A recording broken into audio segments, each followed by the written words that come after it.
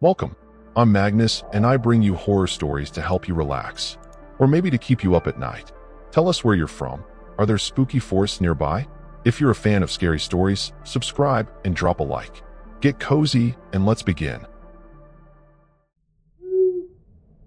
My name is Garrett Blackwood. I'm 32 years old, and I live in Nashville where I work as a sound engineer at a recording studio. The late-night sessions and constant hustle had been grinding me down for months. That's why when my old college buddy Zane suggested we take a weekend trip to the Smoky Mountains in eastern Tennessee, I jumped at the chance. Zane brought along his girlfriend Merritt, a forest ranger with access to some off-the-grid locations tourists never see. She'd been telling us about this abandoned fire lookout tower deep in Cherokee National Forest that wasn't on any hiking maps anymore. "You won't believe the view from up there," Merritt promised as we loaded gear into my Jeep Wrangler early Friday morning. Her eyes sparkled with excitement, but there was something else there too, a hesitation that I couldn't quite place. When I pressed her about it, she shrugged. "Oh, just some silly local stories. Nothing to worry about." The drive from Nashville took nearly 4 hours, winding through increasingly remote terrain. Cell service disappeared once we turned onto the unmarked Forest Service road. The late October air carried a biting chill that sliced through my jacket when we finally parked at what appeared to be an ancient, overgrown trailhead. Merritt consulted her map, pointing to a barely visible path cutting up the densely forested mountainside. "The Blackwood Tower is about 3 miles up," she said, shouldering her pack. I flinched at the name, same as mine, but chalked it up to coincidence. The climb was brutal, steeper than any of us had anticipated. Fallen leaves concealed treacherous rocks and roots, making each step a potential ankle breaker. By the time we glimpsed the weathered wooden structure jutting above the tree line, the sun was already dipping toward the horizon. "Jesus," Zane whispered as we finally reached the clearing. The tower stood like a jagged splinter against the darkening sky, 60 feet of weather-beaten timber perched on a rocky outcrop. The observation cabin at the top looked like a crooked box, its windows either boarded or broken. Wind whistled through the structure, creating an eerie, almost human moan that made the hair on my arms stand on end. Merritt was oddly quiet as we approached the base of the tower. The stairs zigzagged upward, many of the wooden steps rotted through or missing entirely. "People say this place is haunted," she finally admitted. "They call it the Watcher's Tower. Local legend says the last fire lookout stationed here in the 70s went insane after claiming he'd seen something in the forest that couldn't possibly exist. Found him hanging from one of these beams." "Great time to mention that." Zane laughed nervously, but I noticed he was scanning the deepening shadows around us with increased frequency. I felt an inexplicable dread washing over me, not just from Merritt's story, but something deeper, like the forest itself was holding its breath, waiting. As darkness fell, we made our careful ascent, testing each step before committing our weight. The cabin at the top was surprisingly intact, dusty and abandoned, but providing adequate shelter. We set up our sleeping bags, cooked a simple meal on our portable stove, and tried to ignore the growing unease that seemed to seep in through the cracks along with the October wind. None of us mentioned the scratching sounds coming from the walls, or how the temperature seemed to drop every time we spoke above a whisper. I woke suddenly in the middle of the night, heart hammering against my ribs. Something had pulled me from sleep. A sound, a presence. I wasn't sure. Zane and Merritt were still asleep in their bags across the small cabin floor. Moonlight streamed through the broken windows, casting elongated shadows across the weathered floorboards. That's when I noticed the small leather-bound book wedged between 2 boards near my head. The journal was old, its pages yellow and brittle. By the beam of my flashlight, I made out the faded handwriting. "Edward Blackwood, Fire Lookout, 1976. My blood ran cold. My grandfather's name was Edward, though my father had never mentioned him working as a fire lookout. This had to be some bizarre coincidence, or a sick joke. The entries started normally enough, daily observations about weather and potential fire conditions, but quickly devolved into frantic scribbles about movements in the trees and eyes watching from the dark. "Guys," I whispered, shaking Zane awake. "Look at this." But before I could show them the journal, a deafening crack split the night. The entire tower swayed sickeningly. Merritt jerked awake with a scream as one of the support beams below us gave way. "We need to get down now," Zane shouted, already stuffing sleeping bags into packs. The tower groaned like a dying animal, listing several degrees to one side. I shoved the journal into my pocket without thinking and grabbed my essentials. The descent was a nightmare, each step threatening to collapse, the entire structure shuddering with every gust of wind. Halfway down, Merritt stopped so abruptly I nearly crashed into her. "Something's moving down there," she whispered, pointing toward the base of the tower. In the murky pre-dawn light, I could see dark shapes circling, too large for coyotes, moving with deliberate purpose. My mind flashed to the Cherokee legends Merritt had mentioned earlier, the Nunahai, immortal spirit people said to inhabit these mountains. The shapes vanished as quickly as they'd appeared, but none of us could shake the feeling of being watched. When we finally reached the ground, I noticed strange symbols carved into the base of the tower, fresh cuts in the old wood, glistening with what looked disturbingly like blood. Merritt's ranger training kicked in as she examined the markings. "These are recent," she muttered, her voice tight with fear. "And these aren't any Cherokee symbols I recognize." The morning fog rolled in thick and disorienting, obscuring our trail back to the car.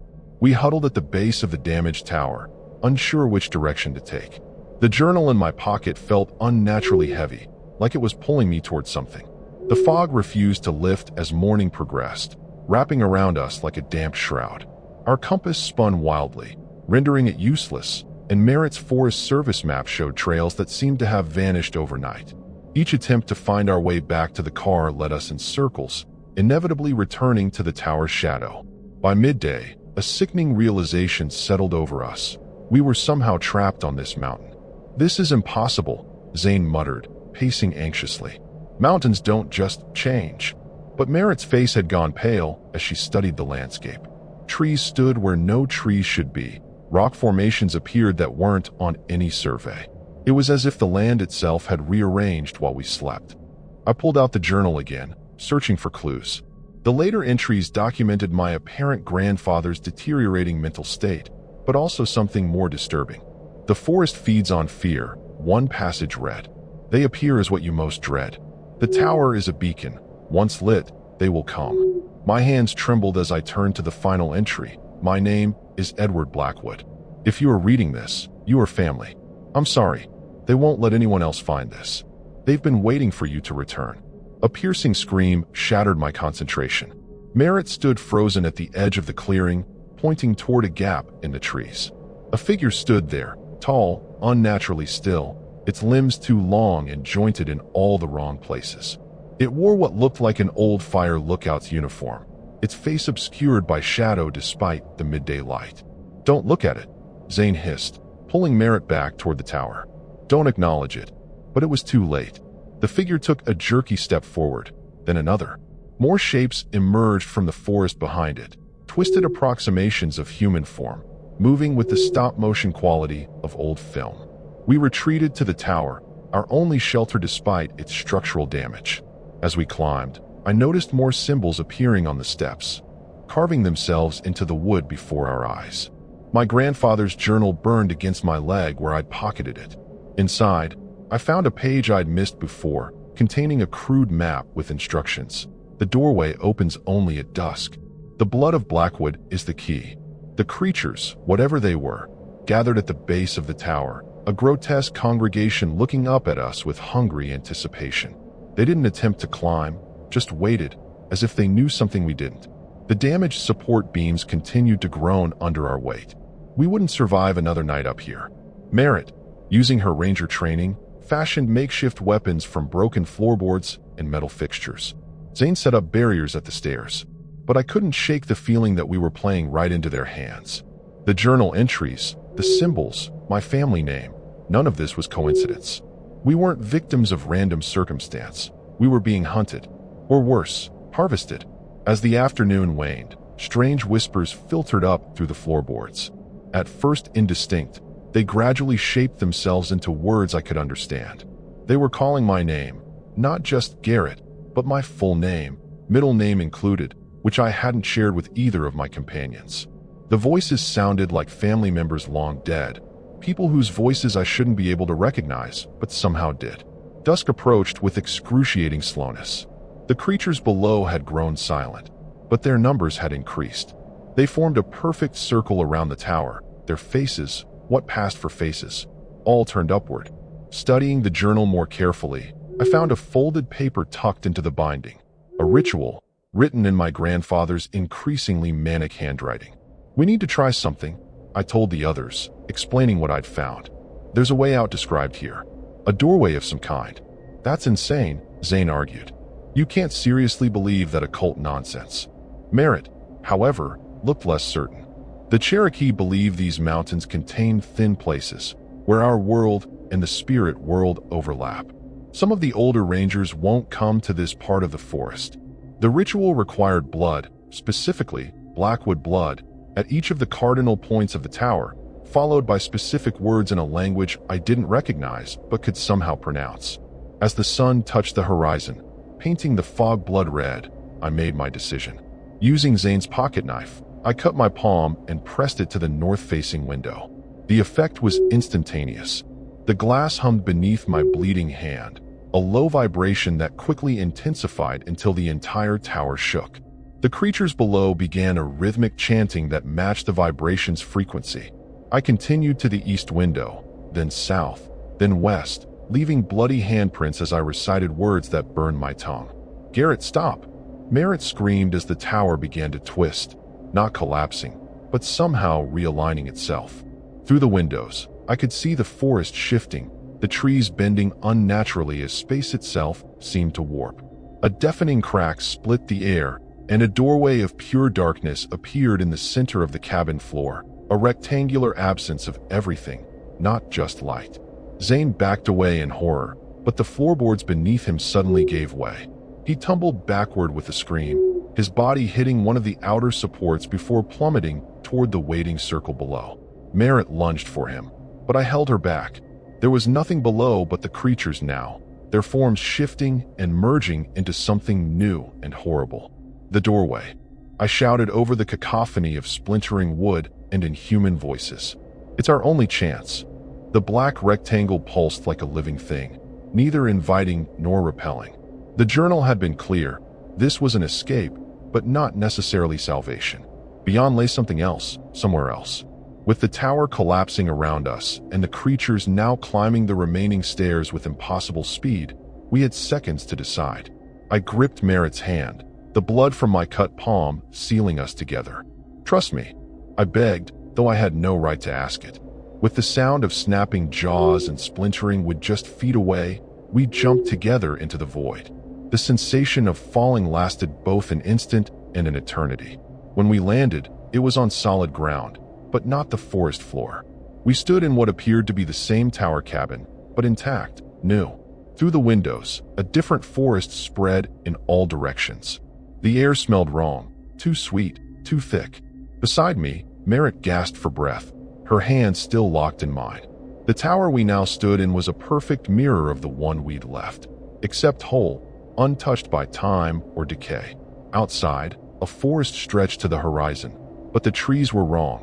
Their bark a deep burgundy, leaves an iridescent blue that shimmered even without wind. The sky above held no sun, no moon, just a diffuse purple light that cast no shadows. "Where are we?" Merritt whispered, her voice thin with terror.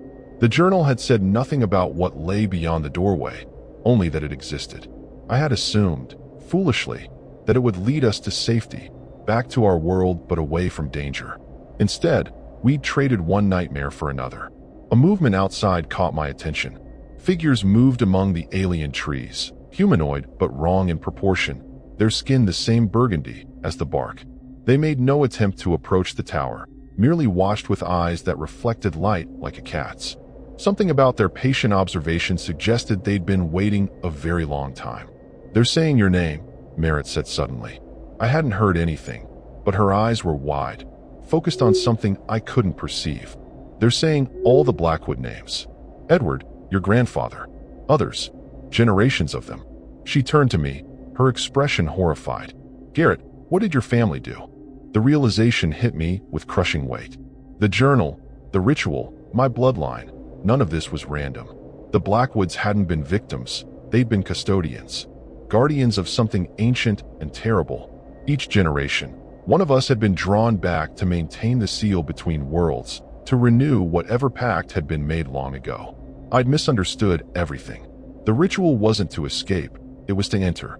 To take one's place in whatever cosmic arrangement the Blackwoods had committed to. The creatures in our world, the ones that had pursued us to the tower, they weren't predators. They were herders, ensuring the chosen Blackwood found their way to the doorway. Merritt's breathing had become labored, her skin taking on a grayish tint. "I can't breathe right," she gasped. "The air here, it's not for us." She was right. Each breath felt like inhaling molasses, insufficient for human lungs. We wouldn't survive long in this place. The floor beneath us began to shift, boards pulling apart to reveal glimpses of our world below. The real tower, the creatures circling it, Zane's broken body among them. A way back, but at what cost? The burgundy figures outside had moved closer to the tower, their intentions unclear, but their attention fixed solely on me. "You have to go back," I told Merritt, supporting her as she struggled for air. "Find the gap in the floor. You can make it." The journal in my pocket had grown hot, nearly burning through the fabric. When I pulled it out, the pages were filled with names, hundreds of them, all Blackwoods, dating back centuries. At the end of the list, a blank space waited for my signature. Merritt clutched my arm, shaking her head violently. "Not without you," she insisted, but her words were slurred, her consciousness fading as her body rejected this world's atmosphere. I guided her to the largest gap in the floor, where our reality flickered tantalizingly below.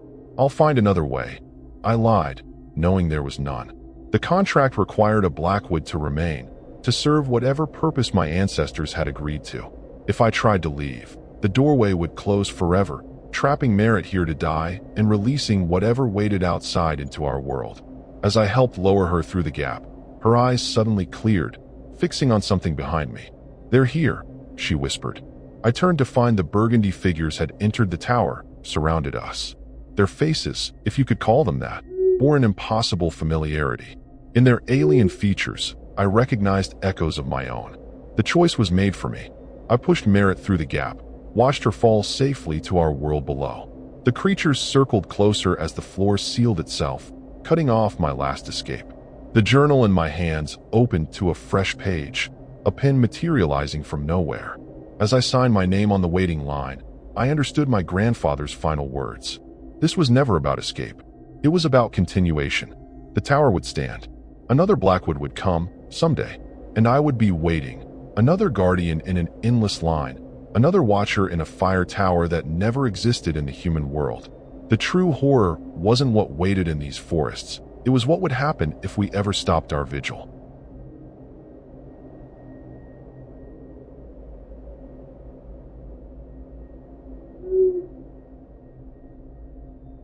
My name is Lila Hargrove. I'm 25 years old, and I live in Memphis where I work as a wildlife photographer for an environmental magazine. I've always been drawn to capturing the raw beauty of nature, especially in places untouched by human development. When my editor assigned me to photograph Tennessee's forgotten fire lookout towers for a special issue on abandoned structures, I jumped at the opportunity. I convinced my younger sister Ren to join me for company and safety. She'd just graduated from college with an anthropology degree and was eager for adventure before starting her career. We packed my trusty Subaru Forester with camping gear, photography equipment, and enough supplies for a week-long expedition through eastern Tennessee's Cumberland Mountains. Our target was the notorious Widow's Peak Tower, an abandoned fire lookout perched on the highest point of Shadow Ridge, about 30 miles outside of Knoxville. According to local forestry records, it had been decommissioned in 1989 after a series of inexplicable events left 3 rangers dead over the span of a decade. "You know they call it Widow's Peak for a reason," Ren said as we wound our way up the mountain road. Her voice held that scholarly tone she used when reciting facts she'd researched. "The locals believe it's cursed by the spirit of a woman who lost her husband to a forest fire in the 1940s. Supposedly, she can still be heard wailing on windy nights, calling his name." I rolled my eyes, though a shiver ran down my spine despite the warm June air. "Let me guess, she pushes rangers off the tower in revenge for failing to save her husband?" The road had deteriorated into little more than a rough trail, forcing me to navigate carefully around fallen branches and protruding rocks. Ren pulled out her notebook, flipping through pages of hastily scribbled notes. Actually, no. According to the stories, she doesn't want anyone manning the tower because she's still looking for her husband. She believes he's lost in the forest, not dead, and she doesn't want anyone interfering with her search.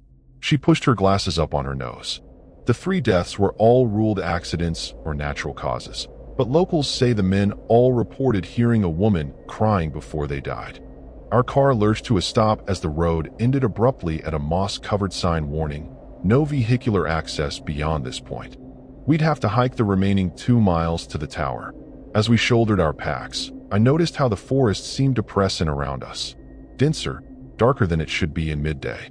The bird song that had accompanied our drive had fallen silent, leaving only the whisper of wind through ancient oak and hickory trees. The hiking trail was barely visible, overgrown with brambles that snagged our clothes and scratched our exposed skin. An hour into our trek, the trees parted briefly, giving us our first glimpse of Widow's Peak Tower in the distance, a skeletal silhouette against the cloudless blue sky. Despite the warm day, I felt cold sweat trickle down my back.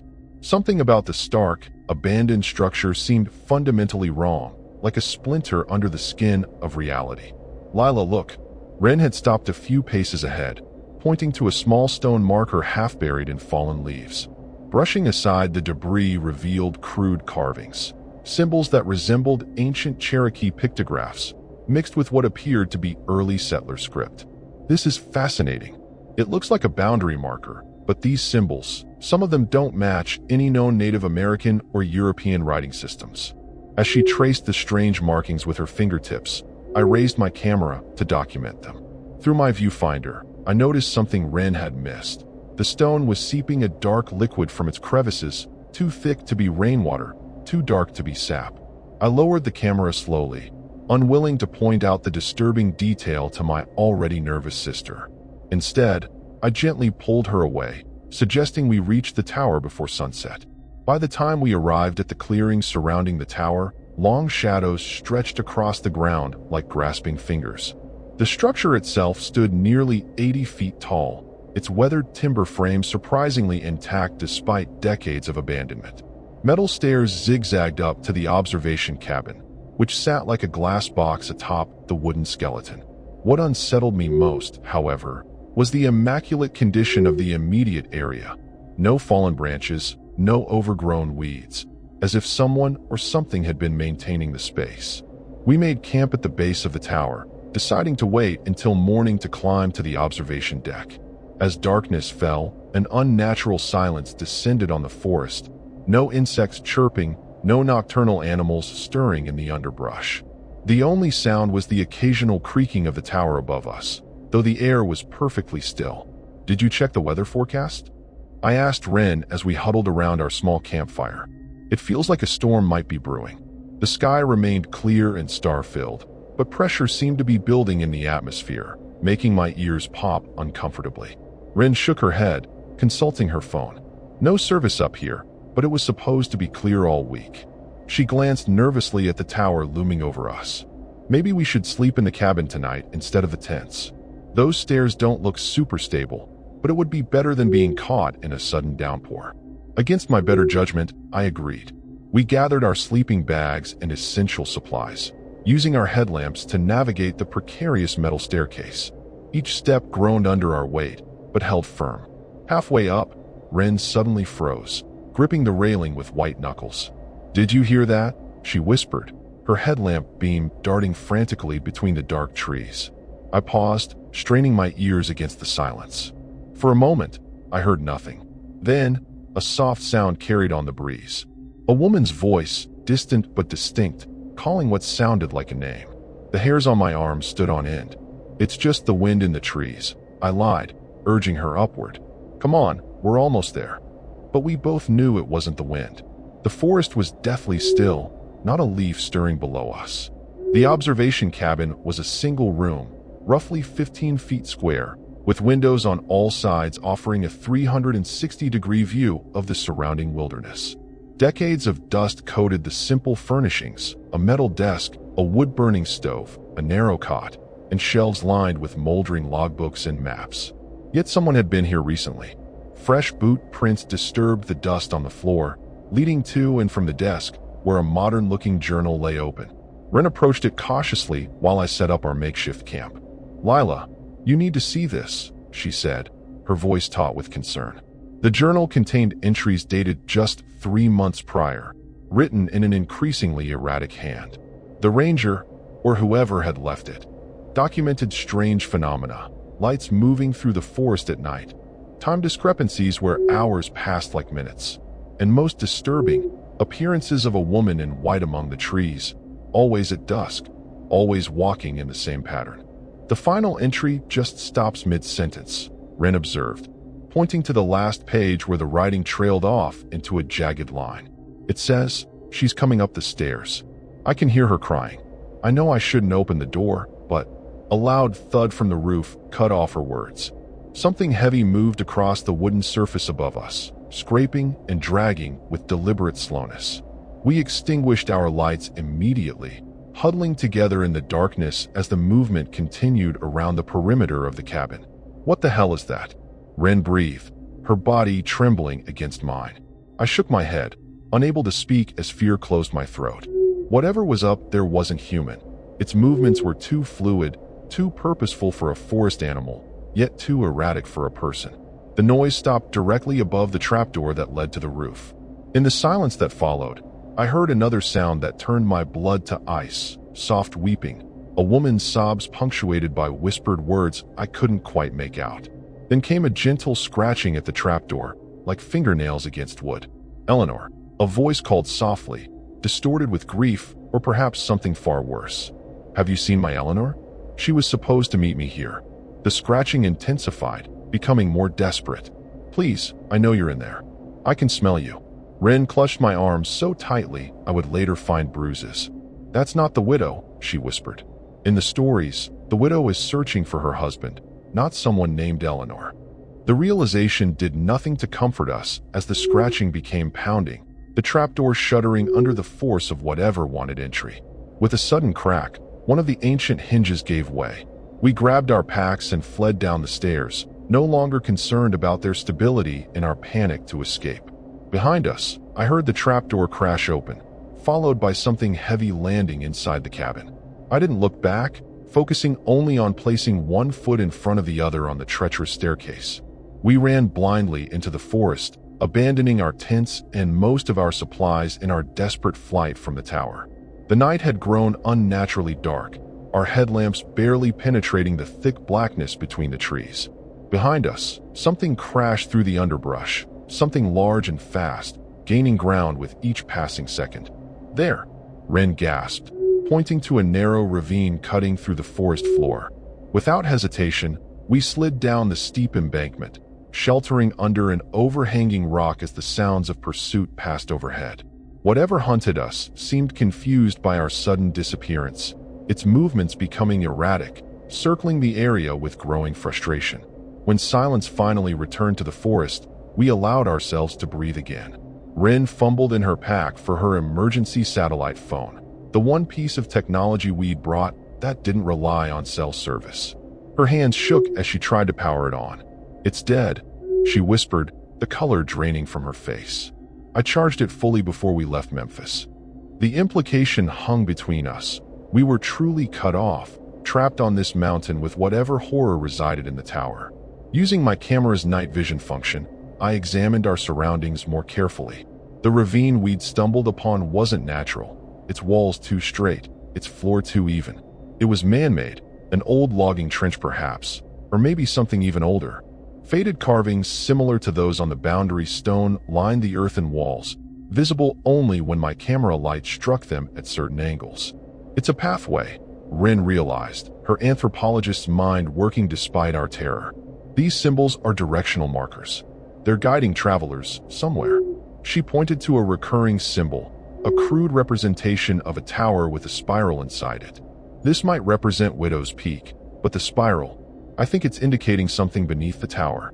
A horrible suspicion formed in my mind. The perfectly maintained clearing, the fresh boot prints, the journal entries about time discrepancies. What if we're not the first people to be trapped here? What if whatever is happening has been happening for years? Dawn approached with agonizing slowness. We followed the ravine, discovering it curved gradually back toward the tower rather than away from it. The symbols grew more numerous as we proceeded, some seeming to shift and change when viewed from different angles. Eventually, the trench ended at what appeared to be a cave entrance, half concealed by fallen rocks and overgrown vegetation. "I'm not going in there," I stated firmly, though our options were severely limited. Returning to the tower seemed suicidal, but wandering the forest without supplies was equally dangerous. Ren shined her light into the darkness beyond the cave mouth, revealing rough-hewn steps descending into the earth. "These are hand-carved," she observed. "Recently, too. There's no erosion on the edges." Something glinted on one of the steps, a small digital recorder, the type used by researchers for field notes. Ren picked it up carefully, turning it over in her hands before pressing play. A man's voice, tense with barely controlled panic, filled the silence. "Day 5 at Widow's Peak. The tower isn't what we thought. There's someone else here, not the widow from the stories. I've seen her through the trees. She's looking for someone named Eleanor. The forest, it changes at night. Paths that lead away during the day loop back by morning. Marcus tried to reach the car yesterday and ended up right back at the tower. We're going to try the cave system tomorrow. Local legends say there's an underground spring that leads away from the mountain, but..." The recording cut off in a burst of static, followed by a woman's voice, distant but clear. "Have you seen my Eleanor? She has my face. She has my face." Ren shut off the recorder, her hands trembling. "That was dated 2 weeks ago," she whispered. "Lila, we need to get off this mountain now." A distant cry echoed through the forest, the same haunting wail we'd heard at the tower, but closer now, more urgent. With the coming dawn, we could finally see the true extent of our predicament. The forest had indeed changed overnight. Where there had once been open woodland stretching down the mountainside, now dense thickets of thorny brush blocked any path away from the tower. The only clear route was back toward the clearing or down into the cave. "We don't have a choice," I admitted reluctantly. "We need to find another way off this mountain." With my camera recording every step for documentation, we descended into the darkness beneath Widow's Peak. The cave system was extensive, a labyrinth of narrow tunnels and wider chambers that wound their way through the mountain's core. Our headlamps cast grotesque shadows on walls covered with more symbols, some ancient, others disturbingly recent. I recognized the same handwriting from the journal in the tower, scratched desperately into the stone. "Eleanor is the key, and she wants to trade places." "These tunnels shouldn't exist," Ren murmured as we navigated the underground maze. "The geological surveys of this area show solid granite bedrock, not karst formations that would allow for caves." She ran her fingers over a particularly elaborate carving, a woman with elongated limbs standing beside a tower, her hair flowing upward to become smoke or clouds. This imagery combines Cherokee symbolism with European folk art, but that combination makes no historical sense. Water soon became audible, a rushing sound that grew louder as we followed the main tunnel downward. The air grew damp, heavy with mineral scents and something else, something organic and wrong, like decay but sweeter, more cloying. Eventually, we emerged into a vast underground chamber where a black river cut through the stone, its surface unnaturally still despite the sound of rushing water. "This must be what the recorder mentioned, the underground spring that leads away from the mountain," I said, hope rising for the first time since our ordeal began. But Ren's expression remained troubled as she studied the chamber. "Look at the water," she said quietly. "Really look at it." I followed her gaze, noticing what had disturbed her. The water's surface reflected nothing. No ripples disturbed its obsidian surface, and it cast back no images of the chamber above it or our faces peering down. A splash from farther downstream made us both jump. Something had disturbed the water, something large. We retreated into the shadows as a figure emerged from a side tunnel, approaching the river's edge with slow, deliberate movements. In the dim light of our concealed headlamps, I could make out a man in tattered ranger's clothing, his beard overgrown, his eyes wild with fear or madness. "I know you're there," he called, his voice a raspy whisper that echoed unnaturally in the chamber. "I can smell the world on you, the outside. You're new." He turned slowly in our direction, and I had to stifle a gasp. Half his face appeared melted, the skin stretched and warped like candle wax. She'll find you eventually. She always does. She's hungry for new faces. Despite my terror, journalistic instinct took over. Who are you? I called from our hiding place. What happened to you? The man's laugh was hollow, devoid of humor. Name's Marcus Tully. Forest Service. Been down here. I don't know how long anymore. Time moves different under the mountain. He gestured to his distorted face. She did this when I wouldn't give her what she wanted. Takes a little piece of you each time she finds you, hoping eventually she'll have enough to make herself whole again. Ren stepped forward cautiously. You're the Marcus from the recording. What happened to your partner? Marcus's expression crumpled. Dale? She took him, wore him like a suit for a while, trying to trick me into thinking he'd found a way out. But I knew it wasn't him. The eyes were all wrong. Too old, too hungry. He approached us with surprising speed, grabbing Ren's arm. You need to listen carefully. The woman in white isn't the widow from the stories. She's something older, something that was here long before the tower. The Cherokee called her Utlantah, the Spearfinger. She steals faces, livers, identities. And she wants out of this mountain. A distant wail echoed through the tunnels, the same cry we'd heard before, but distorted by the cavern acoustics into something barely human. Marcus visibly shuddered, releasing Ren's arm. She's hunting. The water is your only chance. He pointed to the Black River. It flows out of the mountain, emerges as a spring about 5 miles from here. But you have to be quick, and you can't look back. Whatever you do, don't respond if you hear your names. She'll learn them, use them against you. Without warning, all our headlamps flickered simultaneously, plunging the chamber into momentary darkness. When they stabilized, Marcus was gone, leaving only footprints in the damp cave soil. Footprints that led to the water's edge and simply stopped. The wailing grew closer, accompanied now by the sound of nails dragging along stone walls. We had seconds to decide. The Black River was terrifying in its otherworldliness, but the approaching entity left us no choice. Clutching each other's hands, we waded into the impossible water. The liquid was wrong, thicker than water should be, cold enough to burn, yet not freezing our skin. It swallowed all sound, creating a pocket of absolute silence around us as we pushed deeper. When it reached our waists, I felt a powerful current catch us, pulling us downstream with irresistible force. The journey through darkness seemed endless. The river carried us through narrow passages where our backs scraped against stone ceilings, through open chambers where distant bioluminescence revealed glimpses of impossible architecture embedded in the cave walls. Throughout it all, the oppressive silence remained, broken only once by what sounded like my sister screaming my name from far behind us. Remembering Marcus's warning, I squeezed Ren's hand tighter and did not respond or look back. When we finally emerged into daylight, it was through a small spring on the mountainside, the water pushing us out with the same force that had drawn us in. We lay gasping on the mossy bank, the mundane sounds of forest life, birdsong, rustling leaves, distant woodpeckers, almost overwhelming after the unnatural silence of the river. Did we make it? Ren croaked, her voice hoarse. She looked terrible, pale, shivering, her clothes soaked with the black liquid that now, in daylight, appeared as normal water. Is this really outside? I checked my camera, relieved to find it had somehow survived the underwater journey in its waterproof case. The GPS function was working again, showing us approximately 4 miles from where we'd left the car. I think we're free, I said cautiously, not quite believing it myself. But we need to move quickly, get back to civilization. The hike back to our vehicle was surreal in its normalcy, just a difficult trek through mundane woodland, with no sign of the horrors we'd experienced. By late afternoon, we reached the car, which sat undisturbed where we'd parked it nearly 2 days earlier. As we drove down the mountain, cell service gradually returned, our phones chiming with missed messages and voicemails.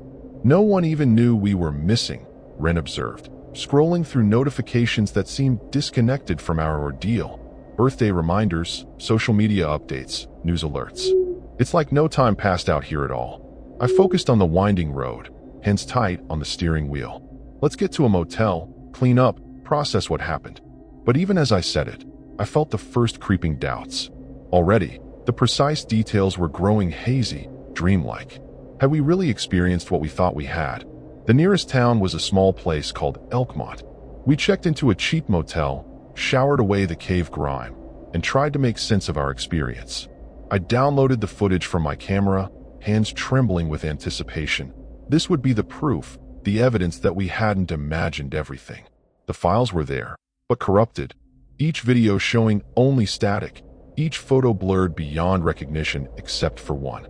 The final image, taken as we emerged from the spring, showed Ren and me on the mossy bank.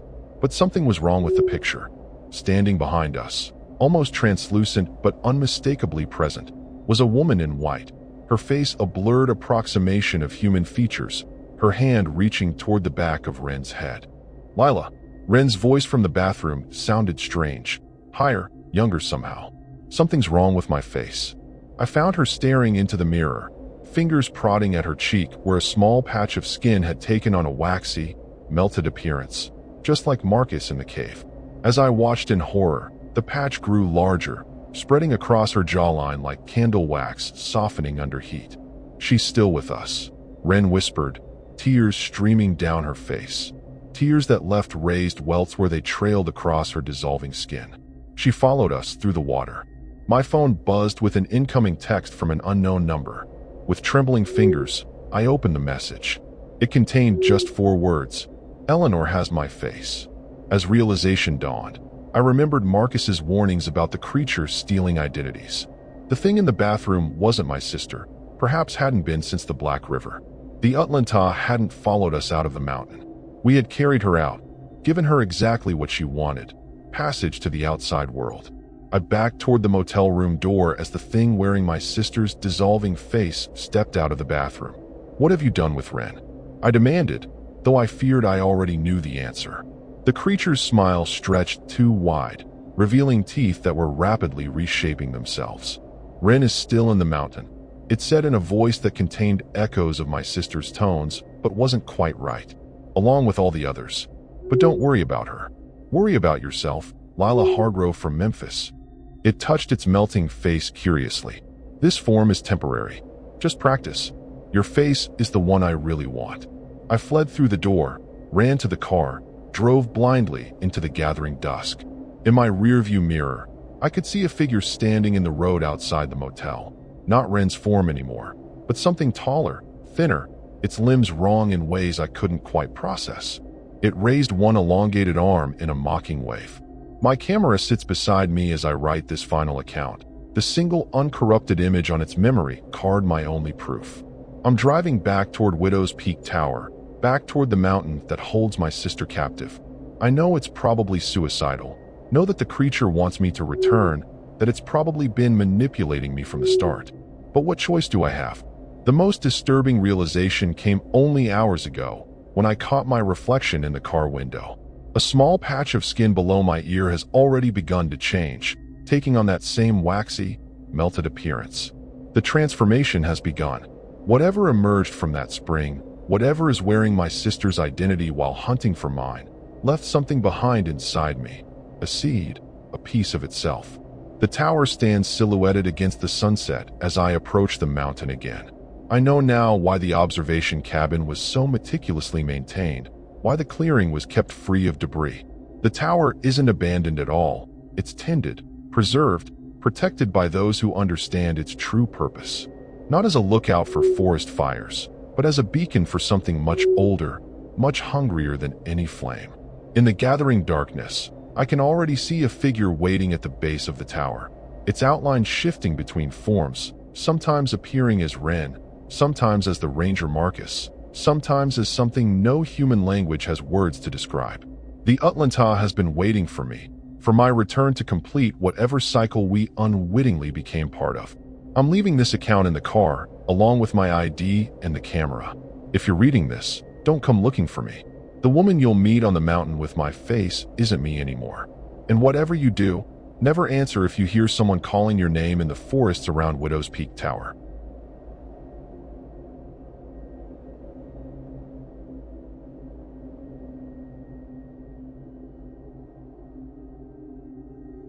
I'm Ezra Caldwell, 32 years old, and I live in Knoxville, Tennessee. My life's mostly predictable, work at a craft brewery, hike on weekends, crash at my apartment with a view of the Tennessee River. But last fall, I craved something different, something to shake me out of my routine. That's when I heard about the Mount Kimmerer Fire Tower in the Great Smoky Mountains. It's an old, abandoned lookout from the 1930s, perched on a rocky ridge with views that'll steal your breath. I'd been reading about local myths on a forum, stories of rangers who never came down, whispers of a watchman who still haunts the tower. Creepy, sure, but I'm not one to believe in ghosts.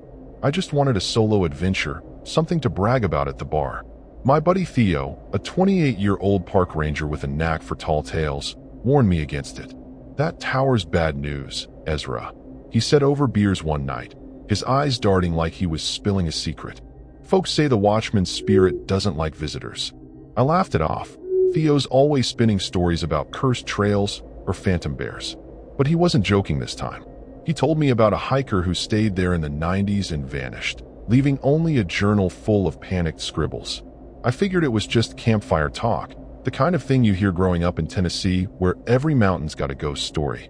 I packed my old Jeep Wrangler with the basics: tent, sleeping bag, a cooler with hot dogs and beer, and my grandpa's hunting knife for good luck.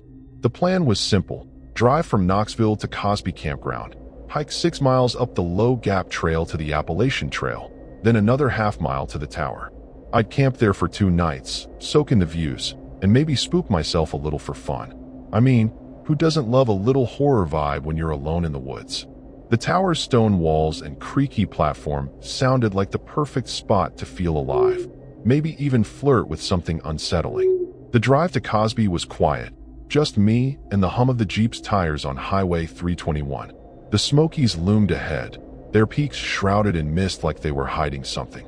I stopped at a gas station in Gatlinburg for coffee and overheard an old guy muttering about the watchman's curse. He didn't look at me, just stared at his coffee cup like it held answers. I brushed it off. Small-town folks love their legends. But as I pulled into the campground, the air felt heavier, like the mountains were watching. I parked, slung my pack over my shoulder, and started the hike, my boots crunching on the gravel trail. The Low Gap Trail was no joke, steep, rocky, with roots snaking across the path like they were trying to trip me. I'm in decent shape, but my lungs were burning by mile 3. The forest was alive with birdsong, but it felt off, like the woods were holding their breath. I passed a couple of hikers coming down, a middle-aged pair from Nashville, Karen and Dale. They looked spooked, said the trail got weird higher up. "Just feels wrong," Karen muttered, clutching Dale's arm. I nodded, figuring they were just tired. But their words stuck with me as I climbed higher, the trees thinning out. By the time I hit the Appalachian Trail, the sun was dipping low, painting the ridges gold. The tower wasn't far now, just a half-mile scramble over muddy rocks. I was sweaty, my pack digging into my shoulders, but the thought of that 360-degree view kept me moving. I'd read online that Mount Kimmerer's tower was built by the Civilian Conservation Corps, all hand-cut stone, abandoned since the 60s when rangers stopped manning it. The idea of sleeping in a place that old, with all its history, gave me a thrill, like stepping into a horror movie, but one I could walk out of. I reached the tower just as dusk settled in, its octagonal stone silhouette stark against the sky. It looked like a castle turret, weathered but solid, with a rickety staircase circling up to the observation deck. The wind howled through the open windows, carrying a chill that made my skin prickle. I set up my tent on a flat patch of ground nearby, not trusting the tower's creaky floor for sleeping. As I cooked a hot dog over my camp stove, I couldn't shake the feeling I was being watched. Probably just the isolation, right? You know how your mind plays tricks when you're alone. I crawled into my tent, the nylon walls flapping in the wind. The tower loomed above, a dark shape against the stars. I pulled out my phone, no signal, of course, and scrolled through photos to distract myself. That's when I heard it, a low hum, like someone chanting far away. It wasn't the wind. It was too rhythmic, too deliberate. I froze, my heart thumping. Just an animal, I told myself, maybe a distant owl. But the sound grew louder, closer, like it was coming from the tower itself. I gripped my knife, telling myself I was being paranoid, but the horror of being out here alone was starting to sink in. I lay there, eyes wide, listening as the hum faded, then stopped. Silence pressed in, thick and heavy, like the mountains were daring me to move. I didn't sleep much that night, every rustle outside my tent feeling like a threat. I kept thinking about Theo's warning, the hiker's journal, the old guy at the gas station. Maybe this place was more than just a cool spot to camp. Maybe the myths about the watchmen weren't just stories. As dawn crept over the ridge, I unzipped my tent, half expecting to see something waiting. The tower stood silent, but the air felt charged, like something disturbing was about to unfold. Morning light spilled over the Smokies, but the air around the fire tower felt wrong, like it was holding a grudge. I crawled out of my tent, stiff from a sleepless night, the hum from last night still echoing in my head. My camp stove wouldn't light. Damn thing was brand new, but the gas just hissed without a flame. I cursed under my breath, settling for a cold granola bar instead of coffee. My plan was to hike to White Rock for the view, but the tower's shadow loomed over my campsite, making me second-guess everything. I kept glancing at it, half expecting to see someone in the windows. Nobody was there, but the feeling of being watched clung to me like damp clothes. I decided to check out the tower before heading out. The staircase groaned under my boots, each step kicking up dust that smelled like old wood and something sour, like rot. Inside, the observation room was a mess. Broken glass, graffiti scrawled on the walls, and a rusty chair tipped over in the corner. I found a faded logbook, pages brittle and yellowed. Flipping through, I saw entries from rangers in the 50s, then nothing until a hiker's note from 1994, "He's still here. Don't stay." My stomach twisted. It was probably a prank, but the horror of those words hit hard, like finding a warning sign in the middle of nowhere. I shook it off and headed back outside, grabbing my pack for the hike. The trail to White Rock was narrow, winding through dense rhododendron thickets. About a mile in, I noticed my compass needle spinning lazily, refusing to settle on north. Weird, but I figured the mountains had magnetic rocks or something. I kept going, using the sun as a guide, but the path felt off, like it was leading me in circles. I've hiked enough to know when a trail's messing with you. Like that time I got turned around in Cherokee National Forest and ended up walking for hours in the wrong direction. Back at camp by mid-afternoon, I noticed my tent flap was unzipped. I know I'd zipped it tight before leaving, old habits from keeping critters out. Nothing was missing, but my sleeping bag was crumpled, like someone had sat on it. My heart kicked up a notch. Could have been the wind, I told myself, but the air was still now, not a breeze. I scanned the clearing around the tower, the trees silent except for a crow cawing somewhere high up. That's when I saw it. A single boot print in the mud near my tent, too big to be mine. The tread was weird, old-fashioned, like something from a museum. A chill ran through me, the kind you get when you realize something scary's unfolding. I tried to stay rational. Maybe another hiker passed through, though I hadn't seen anyone on the trail. I grabbed my knife, feeling its weight in my hand, and decided to stay close to camp for the rest of the day. I built a fire, hoping the crackle would calm me down, but every snap of a twig made me jump. I kept thinking about Theo's story, the vanished hiker, the watchman. Tennessee's full of legends. Think of the Bell Witch, how folks still swear she haunts Adams. Was this place cursed too? I laughed it off, but it was a weak laugh, the kind you force when you're trying not to freak out. As the sun dipped, the temperature plummeted, and the fire did little to cut the cold. I kept my flashlight handy, sweeping it over the trees every few minutes. That's when I found the scratches on my Jeep's hood, deep, jagged lines, like someone dragged a metal tool across it. I hadn't noticed them this morning, but I'd been distracted, rushing to set up camp. My pulse raced. This wasn't an animal. The marks were too precise, too deliberate. I told myself it could have happened in the parking lot, maybe some jerk at the campground. But deep down, I knew it was something more disturbing. I climbed into my tent early, zipping it tight, my knife beside me. The hum from last night didn't return, but the silence was worse. Thick, like the forest was waiting for me to make a move. I kept replaying the boot print, the scratches, the logbook's warning. Maybe I should have listened to Theo, packed up, and left. But I'm stubborn, always have been. Like that time I stayed out in a thunderstorm on a dare and nearly got struck by lightning. I told myself I'd stick it out one more night, prove I wasn't scared. Bad call looking back.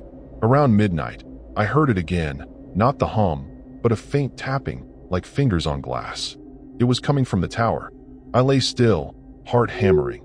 telling myself it was just the wind rattling the old windows. But the taps grew sharper, more insistent, like someone was trying to get my attention. I gripped my knife, sweat beading on my forehead despite the cold. I wanted to look, but every instinct screamed to stay put. The horror of being out here, alone, with something or someone lurking in that tower was starting to feel real. I stayed awake, eyes locked on the tense ceiling, listening as the tapping stopped, then started again, closer now, like it was right outside. I couldn't tell if it was my imagination or something worse, but the air felt heavier, like the mountains were closing in. I kept thinking about that boot print, how it didn't belong here, how nothing about this place felt right anymore. I told myself I'd check the tower again at dawn, figure out what was going on. But as the night dragged on, I wasn't sure I'd make it till morning. Dawn broke gray and heavy, the kind of light that makes everything look sickly. I crawled out of my tent, my eyes gritty from no sleep, the tapping from last night still rattling in my skull. The Mount Camerer fire tower stood there, its stone walls looking more like a tomb than a lookout. I couldn't shake the feeling that something was wrong, really wrong. The boot print, the scratches on my Jeep, the logbook's warning, they weren't just coincidences. I grabbed my knife and a flashlight, deciding to search the tower again. My gut screamed to pack up and leave, but I needed answers, like when you know a cut's infected but can't stop poking at it. Inside the tower, the air was colder than outside, thick with that same sour rot smell. The graffiti seemed sharper today, like someone had scratched new lines overnight. I found one that made my blood run cold. "He sees you, Ezra." My name, carved into the stone, fresh enough that the edges were still rough. My heart slammed against my ribs. Nobody knew I was here except Theo, and he was back in Knoxville. This was no prank. The horror of seeing my name in that creepy place hit me like a punch, like something out of a ghost story my grandma used to tell about spirits knowing your secrets. I stumbled back outside, my breath short. The clearing around the tower felt smaller, the trees pressing in like they were listening. I checked my Jeep again, hoping I'd imagine the scratches. They were still there, but now I saw something worse. A faint handprint on the driver's window, smudged but human, way bigger than mine. I froze, my mind racing. Was someone out here with me? Some psycho playing games?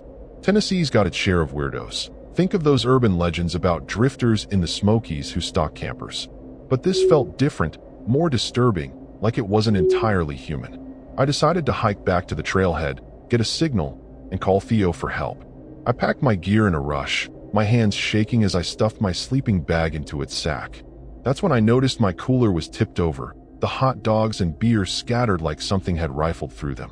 Not eaten, just tossed around, like a kid throwing a tantrum. My knife felt useless now, a toy against whatever was out here. I slung my pack on and started down the low-gap trail, moving fast, my boots slipping on loose rocks. Every step felt like I was being watched, the kind of feeling you get when you're alone in a dark house and the floor creaks. Halfway down, I heard it, a low, guttural growl, not like any animal I'd ever heard. It came from above, back toward the tower. I stopped, my pulse roaring in my ears, and looked up the trail. Nothing, just trees and mist. But the growl came again, closer, like it was stalking me. I remembered a story Theo told about the Watchman, a ranger who went mad in the 40s, supposedly killed by his own dogs up at the tower. Locals said his spirit lingered, tied to the place, angry at anyone who trespassed. I'd laughed then, but now the horror of that story felt too real, like I'd stepped into its pages. I kept moving, faster now, my pack bouncing against my spine. The trail seemed longer than yesterday, the markers harder to spot. My compass was still useless, the needle twitching like it was drunk. I tripped over a root, scraping my knee bloody, and cursed my stupidity for coming here alone. Why hadn't I brought Theo, or even my sister, Lila? She's always game for a hike, but I wanted to prove I could handle this solo. Big mistake.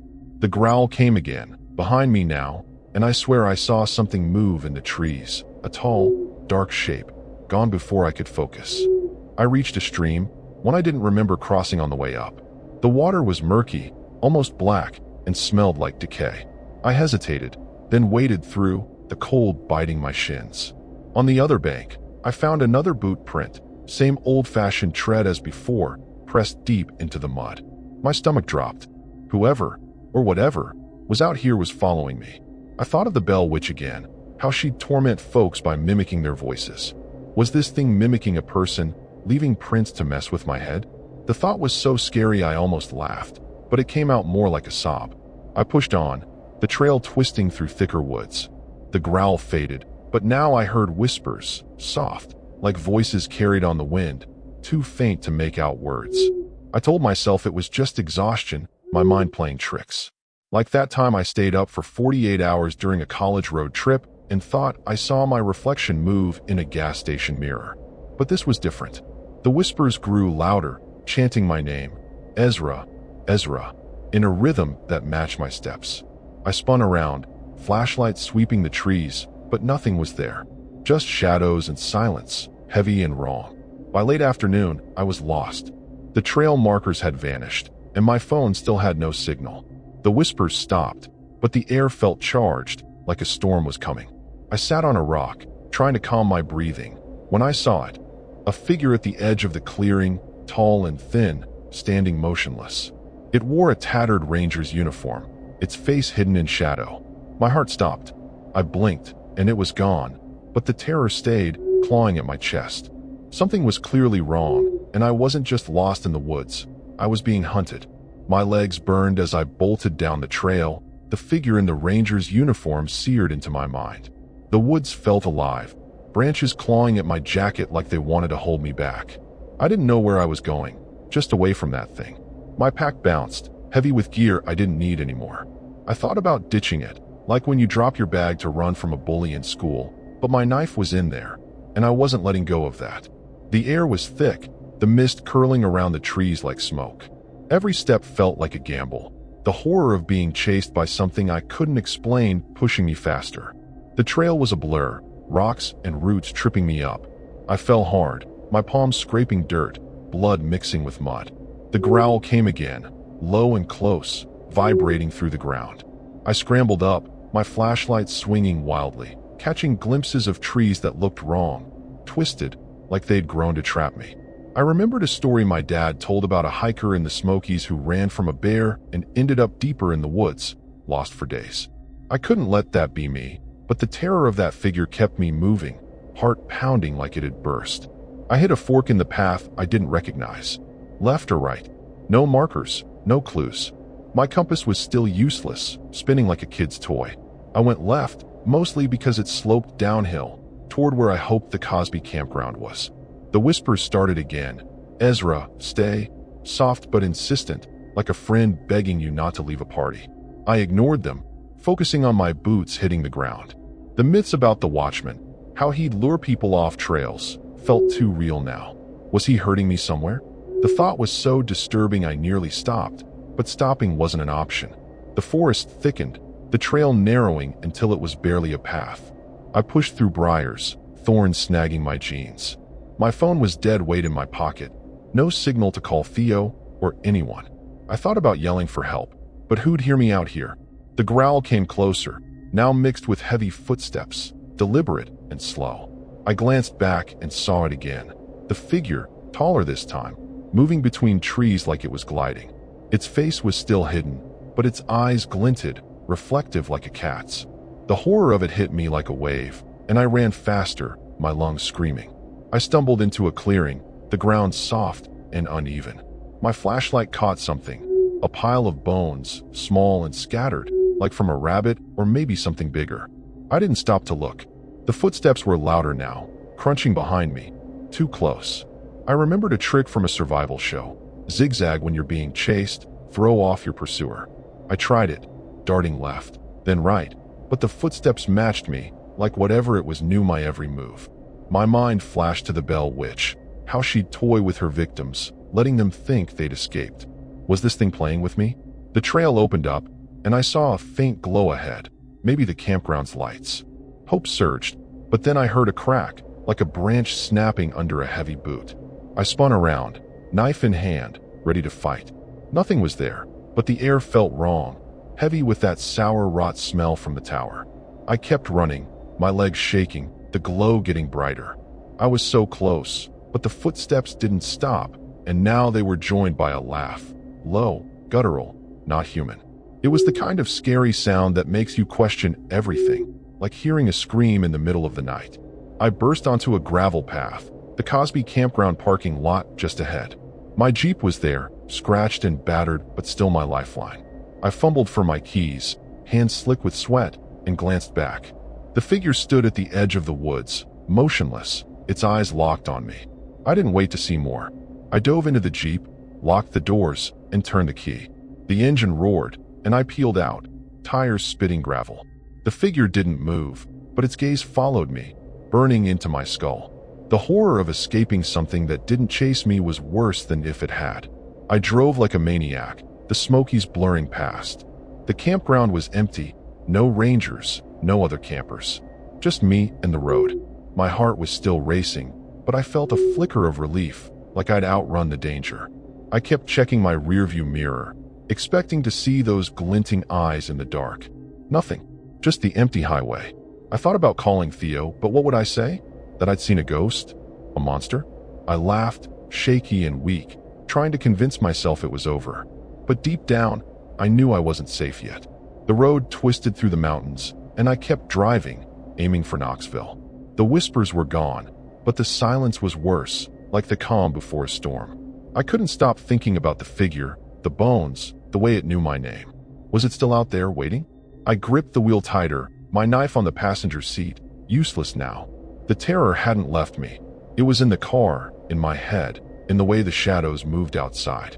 I'd escaped the tower, but something told me the watchman wasn't done with me. That I pulled into a gas station in Gatlinburg, the neon lights harsh after the dark of the Smokies. My hands were still shaking as I filled the Jeep's tank, the pump clicking like a countdown. I kept glancing at the woods across the road, half expecting that figure to step out. The clerk inside, an older woman named Margie, noticed my face and asked if I was okay. I mumbled something about a rough hike, but her eyes narrowed, like she'd heard stories like mine before. She mentioned a local legend about the watchman claiming anyone who stayed at the tower too long. I forced a smile, paid for my gas, and got back in the Jeep, the horror of her words sticking with me. Back on the road, I tried to focus on getting home to Knoxville. The highway was quiet, just me and the occasional semi-truck. I turned on the radio, hoping music would drown out the fear, but it was all static, hissing like the whispers from the trail. I switched it off, my nerves raw. I kept thinking about my mistake, going to that tower alone, ignoring Theo's warning, poking around where I didn't belong. It was like when I ignored my mom's advice about not swimming in the river after a storm and nearly drowned. This time, the consequences felt bigger, more disturbing. About 20 miles from Knoxville, my Jeep started acting up. The engine sputtered, the dashboard lights flickering like they were possessed.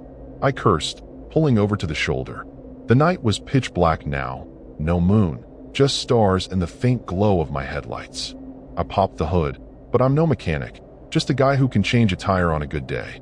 Everything looked fine, but the Jeep wouldn't start. I grabbed my knife, feeling exposed, like the darkness was waiting for me to make another wrong move. The scary part? I wasn't sure if the car trouble was bad luck or something worse. I tried my phone again, still no signal. I was stranded, alone, with nothing but the knife and my fear. That's when I heard it. The tapping, same as at the tower, now on the Jeep's roof. Slow, deliberate, like someone was testing me. I froze, my breath catching, and looked out the window. Nothing but trees and road. Then the tapping stopped, and the growl came, low and close, right outside the car. My heart raced, the horror of being trapped sinking in. I locked the doors again, like that would help, and gripped the knife so tight my knuckles ached. I don't know how long I sat there, listening, waiting. The growl faded, but then I saw it. Those glinting eyes in my rearview mirror, closer than before. The figure stood behind the Jeep, its tattered uniform barely visible in the dark. I screamed, a raw, pathetic sound, and tried the ignition again. Nothing. The figure didn't move, just watched, its presence so disturbing it felt like it was inside my head. I remembered Theo saying the watchman didn't just haunt the tower. He followed you, marked you. Had I brought this thing with me? In a panic, I grabbed my pack and bolted from the Jeep, running down the highway toward lights I hoped were a town. My boots pounded the asphalt, my breath ragged. I didn't look back, but I felt it. The weight of those eyes, the growl vibrating in my chest. I ran until I hit a diner, its windows glowing like a beacon. I burst inside, babbling to the waitress about a breakdown, a figure, something chasing me. She called a tow truck, but her face said she didn't believe me. I sat in a booth, clutching a coffee, trying to convince myself I was safe now. The tow truck driver, a grizzled guy named Hank, drove me and the Jeep to a garage in Knoxville. He didn't ask questions, just nodded when I mentioned the tower. Bad place, he muttered, like it was common knowledge. Back home, I locked my apartment door, triple-checking it, and collapsed on the couch. I thought I'd escaped, that the diner's lights had saved me. But that night, I woke to tapping on my window, slow and deliberate. I lived on the 3rd floor. My heart stopped as I saw those eyes outside, glinting in the dark, the watchman's face finally clear, hollow, twisted, not human. I moved out the next week, crashing with Theo, telling him everything. He didn't laugh, just nodded, like he'd known this would happen. I never went back to the Smokies, never touched my camping gear again. But sometimes, late at night, I hear that tapping, faint but there, like it's waiting for me to slip up again. My mistake was thinking I could outrun it, that leaving the tower would end it. The tragedy is, I was wrong. The watchman's curse doesn't let go, and now it's part of me, a horror I can't escape. I threw out the knife, sold the Jeep, tried to forget. But every time I close my eyes, I see those glinting eyes, hear that growl. Tennessee's myths are real, and I'm living proof. I ignored the warnings, thought I was tougher than the stories. Now I'm marked, haunted, waiting for the night the tapping gets louder. The watchman's still out there, and I know he's coming for me, one tap at a time.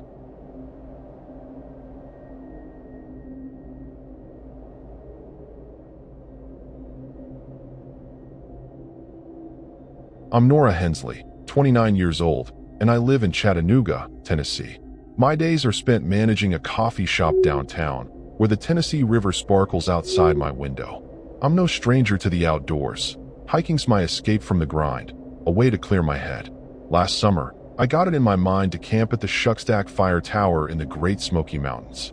It's an old lookout from the 1930s, abandoned now, perched on a ridge with killer views. I'd heard whispers of local myths, tales of a keeper who guards the tower, some say with blood on his hands.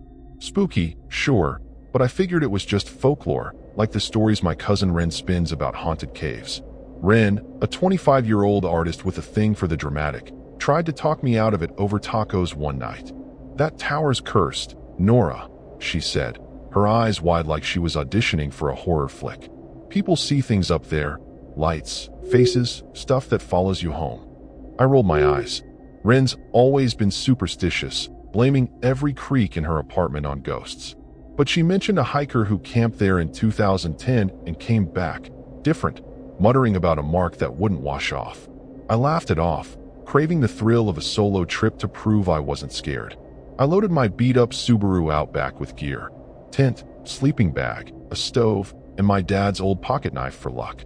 The plan was to drive from Chattanooga to Fontana Dam, cross into the Smokies, and hike the Appalachian Trail to the Shuckstack Tower, about 3 miles, steep but doable. I'd spend 2 nights, soak in the solitude, and maybe flirt with the creepy vibes for fun. I mean, who doesn't love a little scare when you're out in the wild? The idea of sleeping near a relic tied to Tennessee's ghost stories felt like a badge of honor. The drive to Fontana was gorgeous, the Smokies rising like giants against a blue sky. I stopped at a diner in Maryville for coffee, where an old cook named Amos gave me a weird look when I mentioned Shuckstack. "Be careful up there," he muttered, wiping the counter like he was erasing a bad memory. "The keeper don't take kindly to strangers." I brushed it off. Small-town folks love their legends, like the tales of moonshiners' ghosts in these hills. But his words lingered as I parked at the trailhead, the forest swallowing the sound of my engine. The hike up was brutal, all switchbacks and loose gravel, my calves screaming by the second mile. The trail was quiet, just the buzz of cicadas and my boots crunching dirt. I passed a solo hiker coming down, a wiry guy in his 40s named Cal from Memphis. He looked rattled, his face pale, muttering about lights in the tower last night. I nodded, figuring he was just spooked by the isolation. But his shaky voice stuck with me, like when you hear a friend's warning and pretend it's nothing, even though it's eating at you. By late afternoon, I reached the tower, a skeletal steel frame looming against the ridge. It was smaller than I'd pictured, rusted but sturdy, with a wooden platform at the top. The view was unreal, peaks rolling out forever, draped in haze. I set up my tent in a clearing below, not trusting the platform's creaky boards. As I boiled water for ramen, the wind picked up, whistling through the tower like a low moan. It wasn't creepy yet, just eerie, the kind of vibe that makes you feel small in the best way. I loved it, or so I thought. I ate dinner watching the sunset, the sky bleeding red over the Smokies. The tower's shadow stretched long, like it was reaching for me. I shook off the chill, blaming it on the altitude. But then I saw something odd, a faint flicker of light in the tower's windows, like a candle but sharper, almost blue. I froze, my spoon halfway to my mouth. No one else was up here, and I hadn't seen a soul since Cal. I told myself it was a reflection, maybe the last of the sunlight. But deep down, the horror of being alone with that light started to creep in. I crawled into my tent, zipping it tight, the flicker still burning in my mind. My phone had no signal, so I couldn't text Ren to laugh about it. I clutched my pocket knife, telling myself I was being paranoid. Then I heard it, a faint scratching, like nails on metal, coming from the tower. Not loud, but steady, deliberate. I thought of raccoons or maybe wind rattling the structure, but it didn't sound random. It was the kind of scary rhythm that makes your skin crawl, like someone tapping out a message just for you. I lay there, heart thumping, the scratching growing louder, closer, like it was circling my tent. I wanted to look, but my body wouldn't move, pinned by fear. The myths Ren mentioned, the keeper, the lights, the mark, felt less like stories now. The air was heavy, the forest too quiet, like it was waiting for something to happen. I gripped my knife tighter, telling myself I'd check the tower at dawn, prove it was nothing. But as the scratching stopped, replaced by a low, humming chant, I knew this trip was about to get a lot more disturbing. The morning sun barely cut through the fog, making the Shuckstack Tower look like a ghost in the mist. I woke up sweaty, the scratching from last night still echoing in my head. My stove wouldn't light, brand new, but the flame sputtered out like it was scared. I settled for a protein bar, my hands shaky as I unwrapped it. I wanted to hike to 20 Mile Creek for a change of scenery, but that blue flicker in the tower kept nagging at me. Was it really just a trick of the light? I kept glancing at the rusted structure, its windows dark now, but the horror of that glow lingered, like a bad dream you can't shake. I decided to climb the tower, see if I could find what caused the light. The steel steps creaked, each one feeling like it might give way. Inside, the air was stale, smelling of rust, and something sharp, like burnt hair. Old papers littered the floor, maps and logs from decades ago. One caught my eye, a sketch of a hand with a weird symbol, like a spiral with teeth. Below it, in shaky handwriting, "The keeper marks you." My stomach flipped. It reminded me of Ren's ghost stories, how she'd swear spirits left signs. I told myself it was just vandalism, but the words felt too personal, too disturbing. Back outside, I noticed my tent sky lines were loose, like someone had tugged them free. I'd staked them tight. Years of camping taught me that much. Nothing was stolen, but my sleeping bag was unzipped, tossed around inside. My heart kicked up. Maybe an animal, but the precision felt wrong, like someone was messing with me. I thought of Cal, the hiker I'd met, his pale face and talk of lights. Was he right? I scanned the clearing, the trees silent except for a faint rustle, too rhythmic for wind. The scary part was how quiet everything else was, like the forest was holding its breath. I tried to stick to my plan, grabbing my pack for the 20-mile hike. The trail was steep, muddy from recent rain, and my boots slipped with every step. My map app was useless, no signal, and the paper map I'd brought seemed off, like the trails had shifted.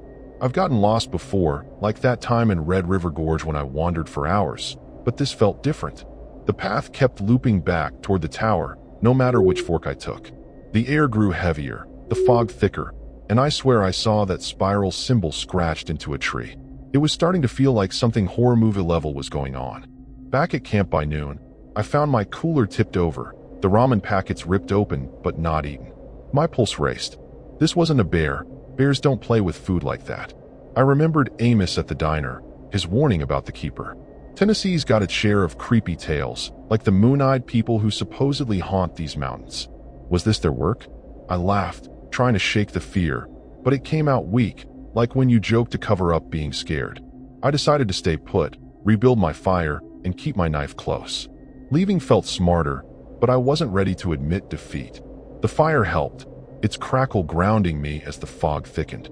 But then I saw it, a fresh scratch on my Subaru's door, deep and jagged, like someone dragged a nail across it. I hadn't heard a thing, and I'd been right here. My throat tightened. I checked the car, expecting more damage, but found something worse. A spiral symbol, like the one in the tower, etched into the dust on my windshield. The horror of it hit me like a slap. Someone, or something, was marking me. I wiped it off, my hands trembling, but the image stayed burned in my mind. I sat by the fire, knife in hand, watching the tower. The fog made it look alive, its silhouette shifting like it was breathing. I kept thinking about Ren's story, the hiker who came back, different, marked by something. Was that happening to me? I felt stupid for coming alone, like that time I ignored a storm warning and got caught in a flash flood. I told myself I'd check the tower again tomorrow, figure out what was going on. But as night fell, the scratching started again, louder, from the tower's base. It wasn't random, it was deliberate, like a warning. I crawled into my tent, zipping it tight, my heart pounding. The scratching stopped, but now I heard footsteps, slow, heavy, circling the clearing. I clutched my knife, telling myself it was a deer or maybe Kel pulling a sick prank. But the steps paused right outside my tent, and I heard a whisper, low and rough. Nora. My blood froze. Nobody knew I was here except Ren, and she was in Chattanooga. The terror of hearing my name in that creepy voice was unreal, like something out of a nightmare you can't wake from. I lay there, barely breathing, the footsteps fading but the air still heavy, like the keeper was watching. I kept replaying the symbol, the scratches, the whisper. Maybe I should have packed up and run, but I was too stubborn, like always. I told myself I'd leave at first light, get back to my car, and drive home. But as the night stretched on, the fog pressing against my tent, I felt trapped, like the Smokies themselves were closing in. Something was out there, and it wasn't letting me go without a fight.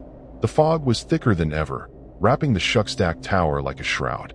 I barely slept, the whispers of my name still ringing in my ears. I crawled out of my tent, my skin prickling, and saw something new.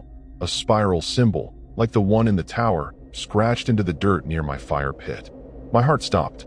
I hadn't done that, and no one else was here. The horror of it hit me like a brick. Something was marking this place, marking me. I thought of Ren's stories about the keeper, how he'd brand trespassers with his sign. I grabbed my pocket knife, its blade feeling flimsy against whatever was out here. I checked the tower again, needing to know what I was dealing with. The stairs groaned louder today, like the tower itself was warning me off. Inside, the air was heavy, the burnt hair smelled stronger. The sketch of the spiral was still there, but now there was more writing. Nora, you're his. My name, scrawled in fresh ink, the pen still on the floor. My knees buckled. This wasn't some prank.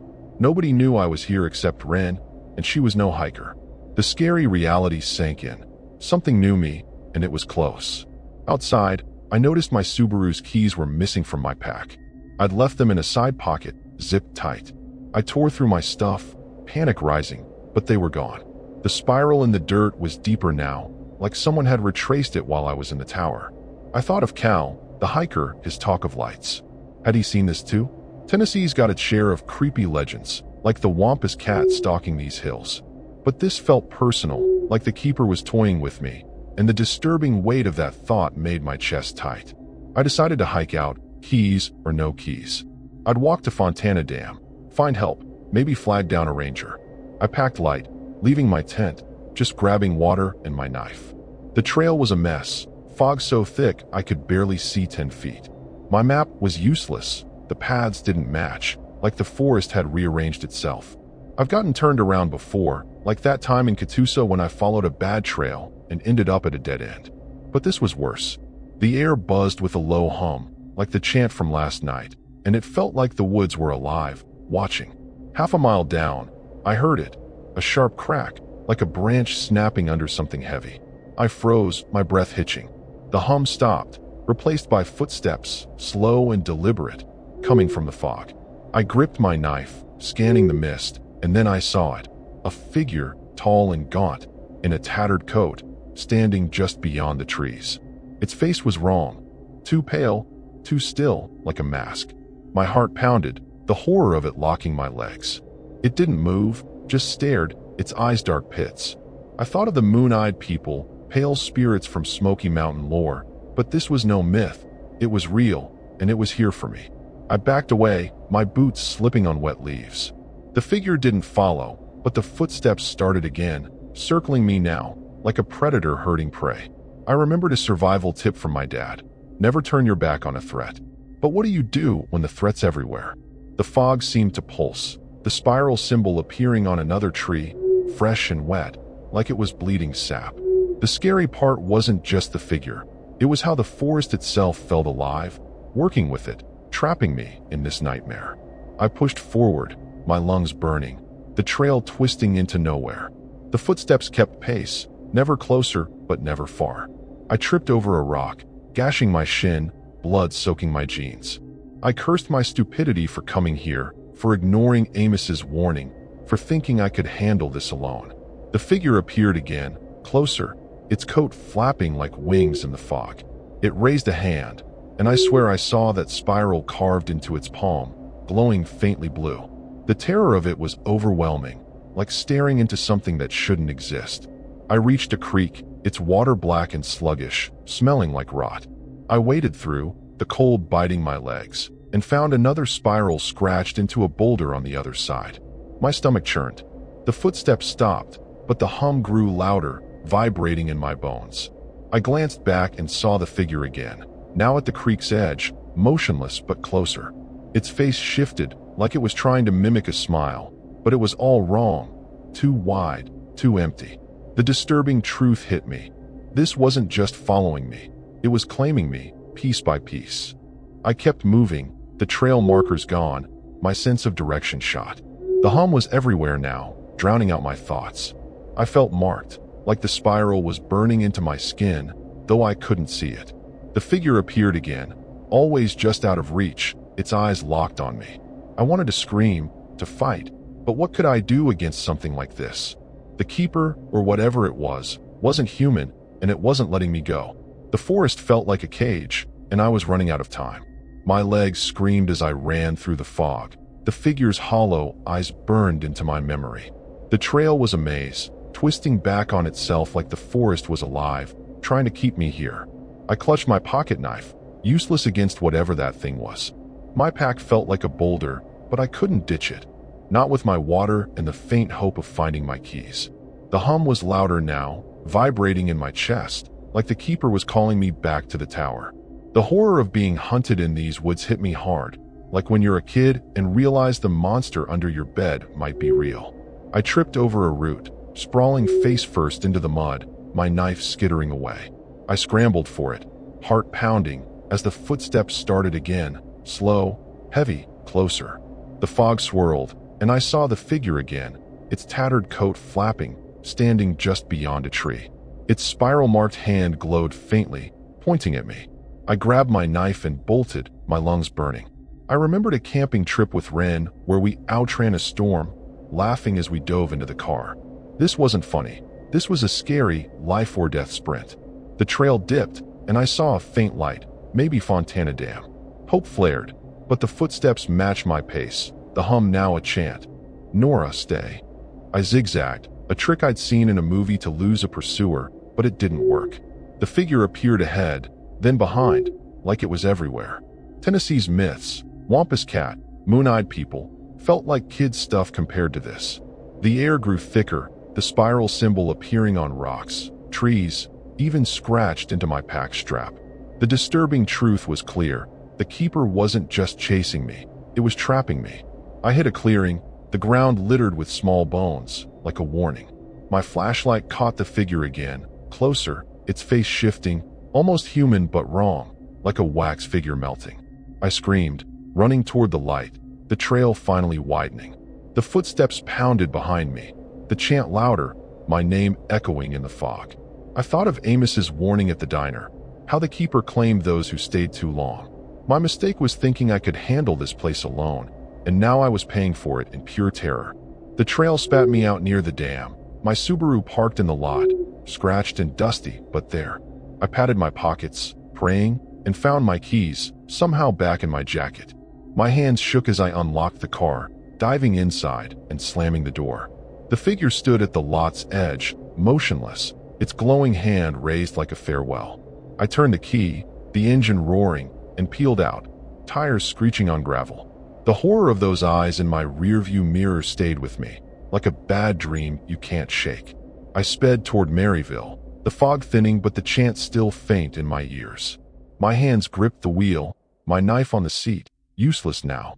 I kept checking the mirrors, expecting the figure to appear in the back seat, like something out of a horror movie. The road was empty, but the air felt heavy, like the keeper was still with me. I laughed, a shaky sound, trying to convince myself I'd escaped. But the spiral on my pack strap was still there, etched deep, and my skin itched, like something was under it. I stopped at a gas station, the same one from yesterday, my heart still racing. The clerk, Amos, was there, his eyes narrowing when he saw me. "You look marked," he said, pointing at my hand. I glanced down and froze, a faint spiral, red and raw, like a burn on my palm. My stomach dropped. I scrubbed at it, but it didn't fade. The scary part wasn't just the mark, it was the feeling that I'd brought something back with me, something that wasn't done. I drove on, the smokies shrinking in my mirrors, but the weight of the keeper's presence didn't lift. The chant was gone, but my palm throbbed, the spiral pulsing with my heartbeat. I thought about calling Wren, telling her everything, but what would I say? That I'd seen a ghost? A demon? The myths about the keeper felt too real now, like I'd stumbled into a story I couldn't leave. I told myself I was safe, that Chattanooga was far enough away. But the terror lingered, heavy as the fog. The highway stretched on, dark and quiet, my headlights barely cutting through the night. I kept glancing at my hand, the spiral seeming to glow faintly in the dashboard light. Every shadow outside looked like the figure, waiting for me to stop. I'd escaped the tower, or so I thought, but the keeper's mark was on me, and I couldn't shake the feeling that this wasn't over. The forest had let me go, but something else hadn't. Back in Chattanooga, I crashed at my apartment, locking the door and checking it twice. The spiral on my palm was still there, red and angry, like a brand. I tried washing it off, scrubbing until my skin bled, but it stayed, mocking me. I called Wren, spilling everything. The figure, the chant, the mark. She didn't laugh, just listened, her voice shaky. "Nora, you shouldn't have gone alone," she said, like I didn't already know. I thought of the time I ignored her advice about a sketchy bar and ended up with a stolen wallet. This was worse, a horror I couldn't undo. I tried to go back to normal, pouring coffee at the shop, joking with customers. But my hand throbbed, the spiral darkening, like ink seeping deeper. At night, I heard it, faint scratching, like nails on my window, even on the second floor.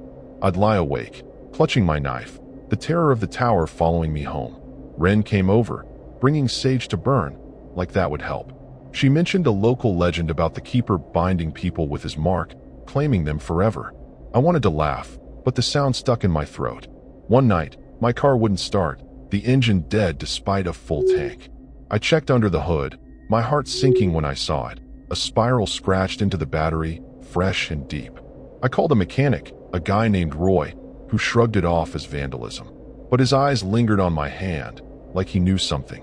I started seeing the spiral everywhere, on my coffee mug, my bathroom mirror, even in the foam of a latte. The disturbing truth was sinking in. The keeper wasn't just in the Smokies, he was in my life now. I stopped sleeping, my dreams filled with the figure's pale face, its glowing hand reaching for me. The scratching grew louder, now inside my walls, like the keeper was carving his way in. I told Wren I was fine, but I wasn't. I started missing shifts at work, my boss giving me worried looks. I thought about leaving Chattanooga, running far. But where do you go when something's marked you? The horror of it was like a weight, crushing me slowly, like a story I'd heard about a hiker who never shook the curse of a mountain spirit.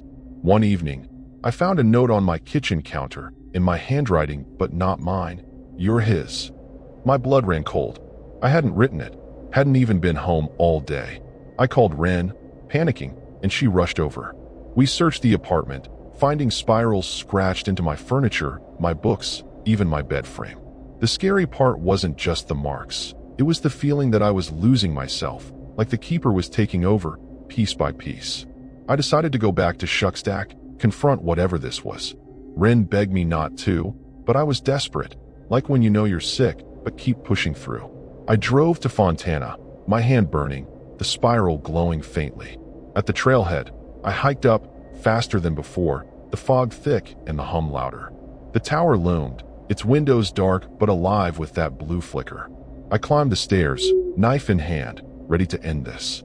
The air was heavy, the burnt hair smelled choking me, and I saw him. The figure, waiting at the top, its face a twisted mockery of mine.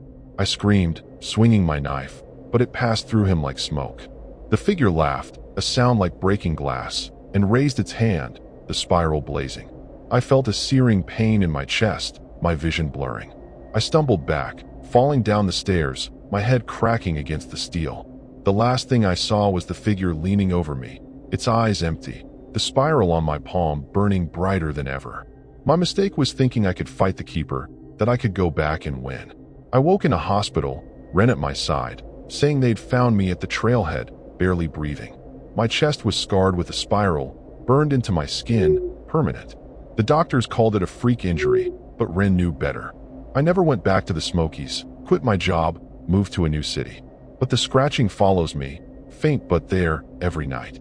The tragedy is, I thought I could escape the keeper's mark, but it's part of me now, a horror I carry everywhere. The myths were real, and I'm proof. I ignored Amos, ignored Ren, thought I was tougher than the stories. Now I'm haunted, the spiral a reminder of my deadly mistake.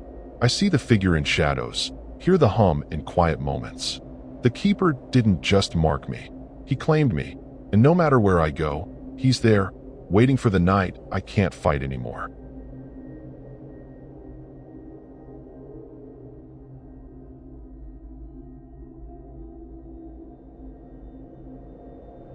I'm Gideon Voss, 34 years old, and I live in Memphis, Tennessee. I spend my days restoring old guitars in a shop off Beale Street, the music hum keeping me sane. Last spring, I needed a break from the city noise, so I set my sights on the Spence Field Fire Tower in the Great Smoky Mountains. It's a crumbling relic from the 20s, abandoned for decades, tucked high on a ridge with views that hit like a perfect chord. I'd read online about local myths, a silent warden who haunts the tower, supposedly a ranger who died up there, still guarding the trails. Spooky stuff, but I'm a skeptic, more into the thrill of solitude than ghost stories. My coworker, Celine, a 27-year-old drummer with a thing for creepy lore, wasn't so chill about it.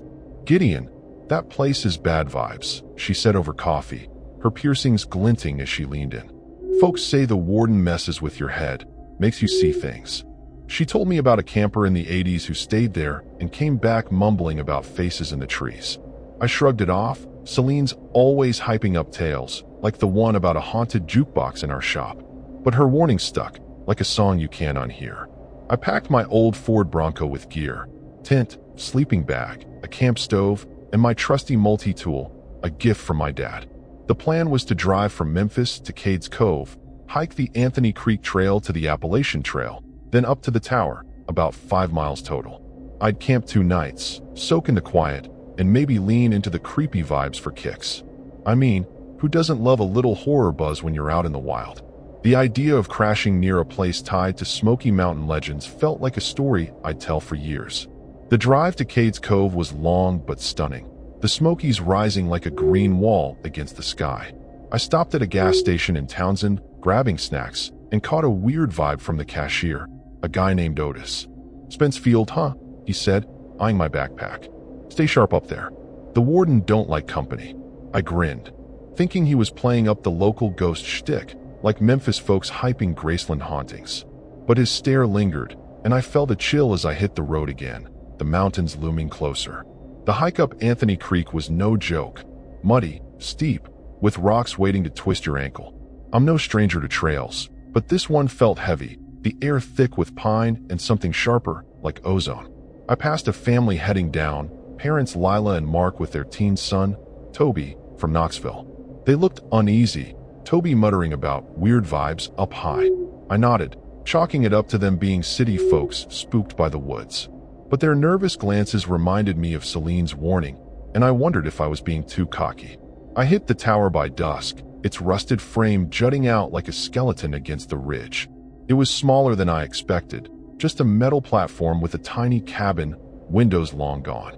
The view was unreal, peaks stretching forever, mist curling like smoke. I pitched my tent in a grassy patch nearby, not trusting the cabin's rotting floor. As I heated beans on my stove, the wind kicked up, whistling through the tower like a low moan. It wasn't scary yet, just eerie, the kind of vibe that makes you feel alive in the best way. I ate, watching the stars pop out, the tower's silhouette stark against them. I noticed something odd. My multi-tool, which I'd left on a rock, was now by the fire, like it had been moved.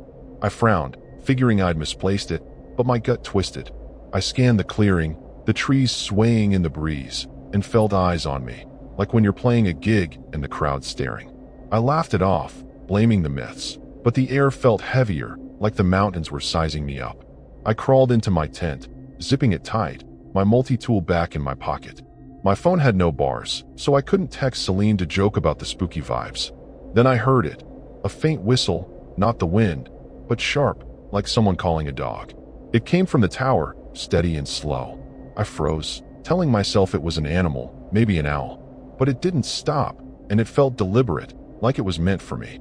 The horror of being out here, alone, with that sound started to sink in, cold and real. I lay there, eyes wide, the whistle fading but leaving a silence that was worse, thick and oppressive. I kept thinking about Otis's warning, the camper who saw faces, Celine's worried look. Maybe this place wasn't just a cool spot to crash. Maybe the silent warden wasn't just a story. As the night deepened, the air grew colder, and every rustle outside felt like a threat. I gripped my multi-tool, telling myself I'd check the tower at dawn, but deep down, I knew something disturbing was waiting up there. Morning hit Spence Field with a damp chill, the tower's rusted frame looming through the mist. I barely slept.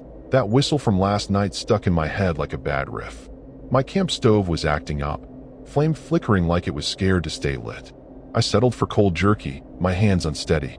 I'd planned a hike to Thunderhead Mountain for the views, but the tower's eerie vibe had me rattled. I kept glancing at it, expecting something to move in the empty windows. The horror of that whistle lingered, like a song you can't stop humming, and I wondered if Celine's stories about the silent warden were more than just bar talk.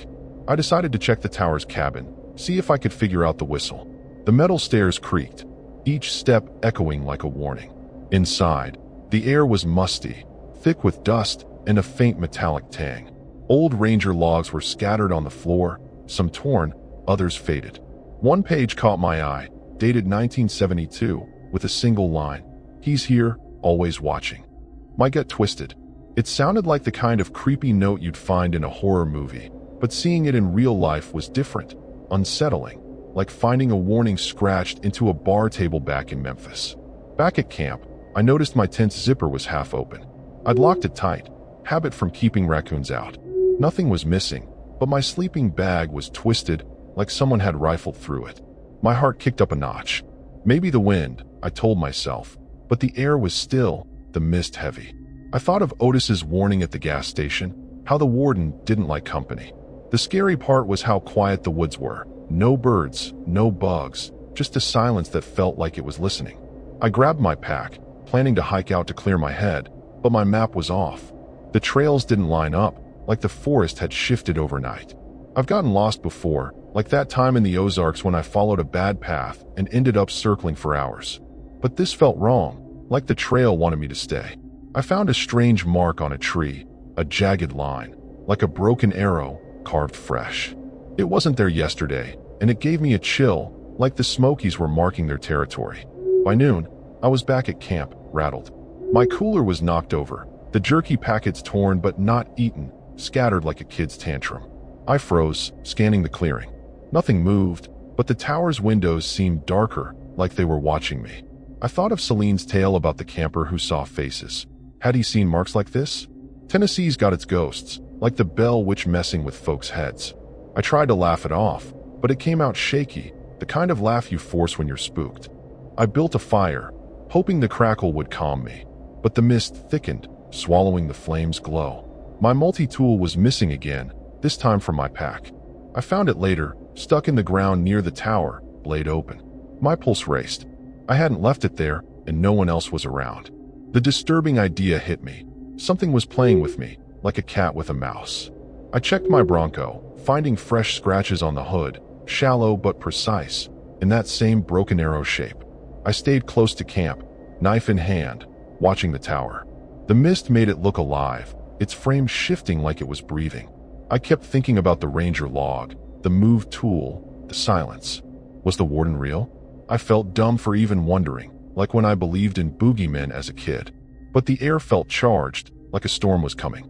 I decided to stay one more night, prove I wasn't scared. Dumb move, looking back, but I'm stubborn like that, always have been. As night fell, the whistle started again, sharper, closer, coming from the tower's base. It wasn't an animal, it had a rhythm, like a signal. I gripped my multi-tool, my heart thumping. I told myself it was just the wind, but it felt deliberate, like someone calling my name without words.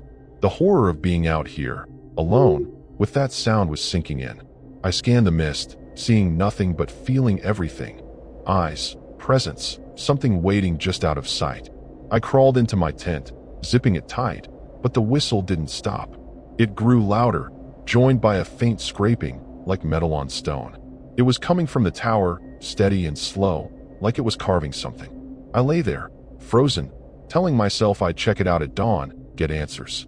But the silence between the scrapes was worse, heavy and wrong, like the warden was daring me to move. The forest felt alive, and I was starting to think I'd made a big mistake coming here. The mist clung to Spence Field like a bad memory, the tower's rusted frame barely visible. I woke up jittery, the whistle and scraping from last night stuck in my head like a warped vinyl. I checked my tent, zipper still half open, now with a broken arrow mark scratched into the nylon. My heart dropped. I hadn't done that, and no one else was here. The horror of it hit me like a bad chord. Something was watching, marking me. I thought of Celine's story about the silent warden, how he'd mess with your mind. I grabbed my multi-tool, its weight reassuring, but not enough for whatever was out here. I climbed the tower again, needing answers. The cabin smelled worse, like damp rot and something sour. The ranger log was open to a new page, fresh ink scrawled. Gideon, you can't leave. My name, in jagged letters, like a kid's angry scribble. My stomach lurched. Nobody knew I was here except Celine, and she was in Memphis. The scary reality sank in. This wasn't a prank. It was like finding your name on a gravestone, the kind of disturbing jolt that makes you question everything. Outside, I found my Bronco's driver's side window cracked, a spiderweb pattern radiating from that broken arrow mark etched into the glass. My keys were still in my pocket, but the car felt violated, like someone had been inside. I checked the clearing, spotting more marks on the ground, shallow but deliberate, circling my tent. I thought of Otis's warning, how the warden didn't like company. Tennessee's full of creepy tales, like the spearfinger who'd stalk these hills, but this felt personal, like the warden was targeting me. I decided to bail, hike back to Cade's Cove, and get the hell out. I packed fast, leaving my cooler, just grabbing water and my tool. The trail was a foggy mess, the air thick with that sour smell. My map was useless, paths twisted, markers gone. I've been lost before, like that time in the Delta when I wandered off trail and nearly stepped into a swamp. But this was worse. The whistle started again, sharp and close, echoing through the fog. It wasn't natural, it had intent, like a lure pulling me back to the tower. Halfway down, I heard a new sound, a low, rattling breath, like someone exhaling through a broken pipe. I froze, my pulse hammering. The fog parted, and I saw it, a figure, tall and hunched, in a frayed ranger's hat, standing just off the trail. Its face was shadowed, but its hands were long, bony, with fingers like claws. My heart stopped. The horror of it was unreal, like seeing a nightmare step into daylight. I thought of Celine's story about the camper seeing faces. Was this what he saw? I backed away, the figure motionless, but its breath louder, rattling in my ears. The trail seemed to shift, leading me uphill instead of down. I gripped my multi-tool, useless against this thing. The rattling breath followed, joined by soft steps, like bare feet on dirt. I remembered a trick from a survival podcast. Stay calm, don't run blindly. But panic took over, like when I was a kid and ran from a stray dog. Only this was no dog. The figure appeared again, closer, its hat tilting to reveal eyes that glinted like wet stones. I stumbled into a creek, the water icy and reeking of decay. On the bank, I saw another broken arrow mark, carved into a rock, fresh and deep. My stomach churned. The rattling breath was behind me now, the figure's shadow stretching across the water. I thought of the Cherokee legend of the Raven Mocker, a spirit that steals life from the living. Was this the warden? The scary part wasn't just seeing it. It was feeling it in my bones, like it knew me, wanted me. I splashed through the creek, my boots slipping, desperate to escape. The trail looped back toward the tower, no matter how I tried to go down. The fog pulsed, the whistle sharper, like it was laughing.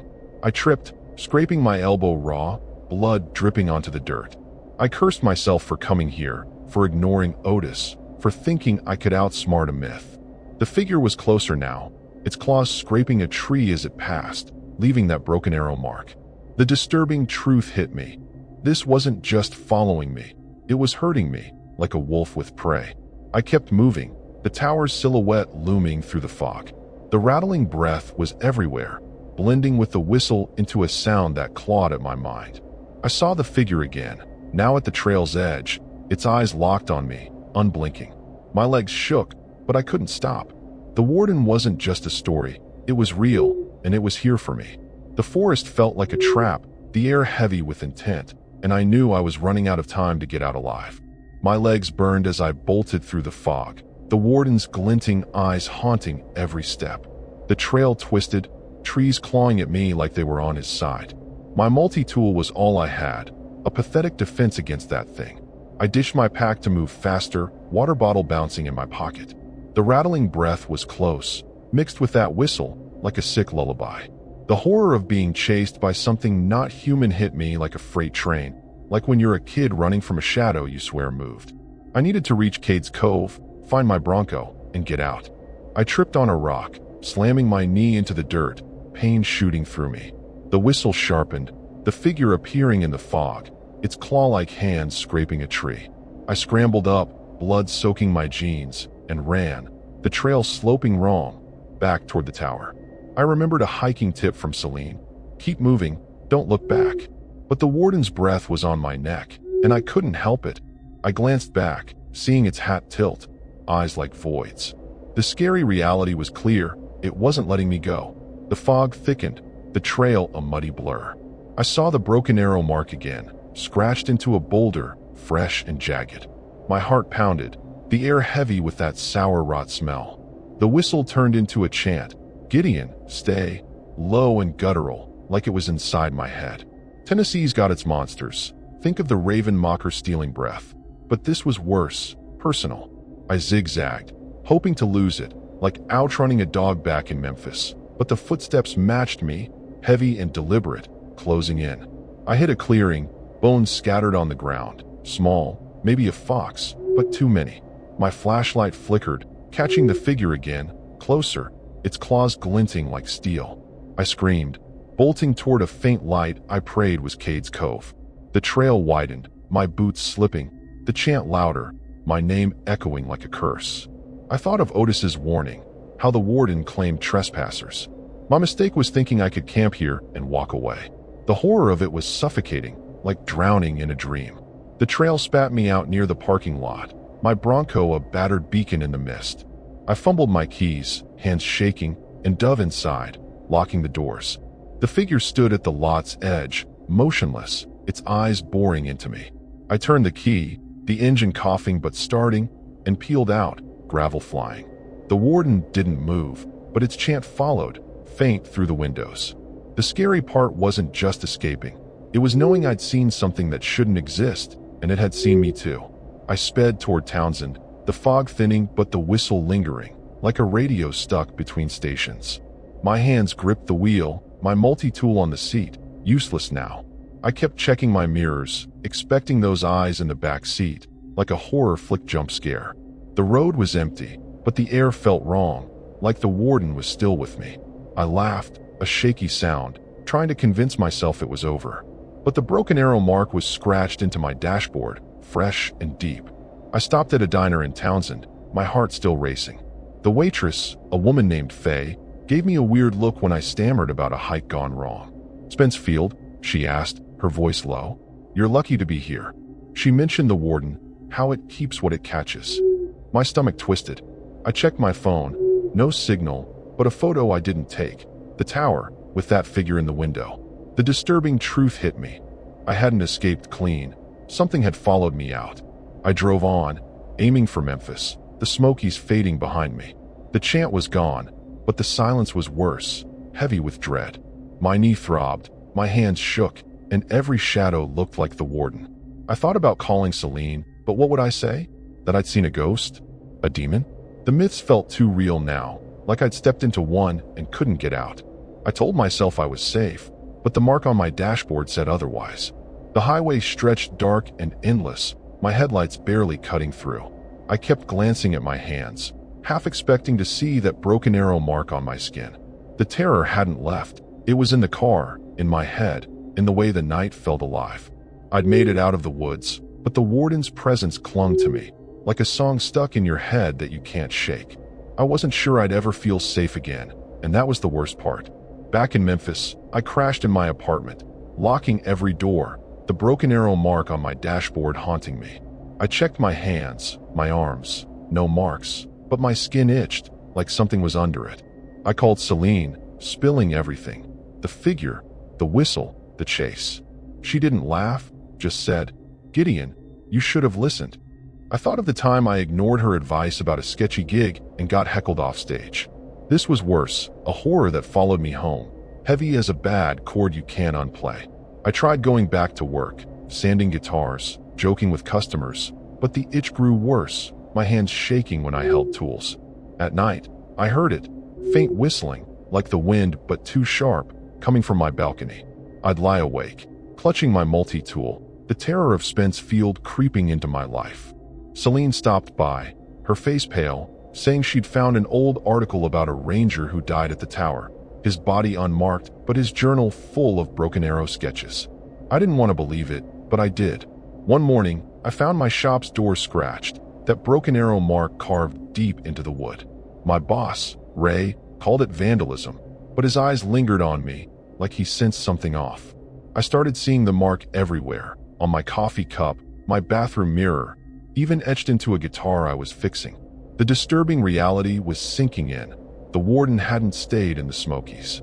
It was here, in Memphis, in my life, like a shadow I couldn't shake. I stopped sleeping, my dreams filled with the figure's glinting eyes, its claws reaching for me. The whistling grew louder, now inside my apartment, like it was coming from the walls. I told Celine I was fine, but I wasn't. I missed work, stopped answering calls, my world shrinking to my couch and that itch under my skin. I thought of the raven mocker, stealing life bit by bit. Was that what the warden was doing? The horror of losing myself was worse than any jump scare, like a slow poison. One night, I found a note on my kitchen table, in my handwriting, but not mine. "You're mine, Gideon." My heart stopped. I hadn't written it, hadn't even been in the kitchen. I called Celine, panicking, and she rushed over.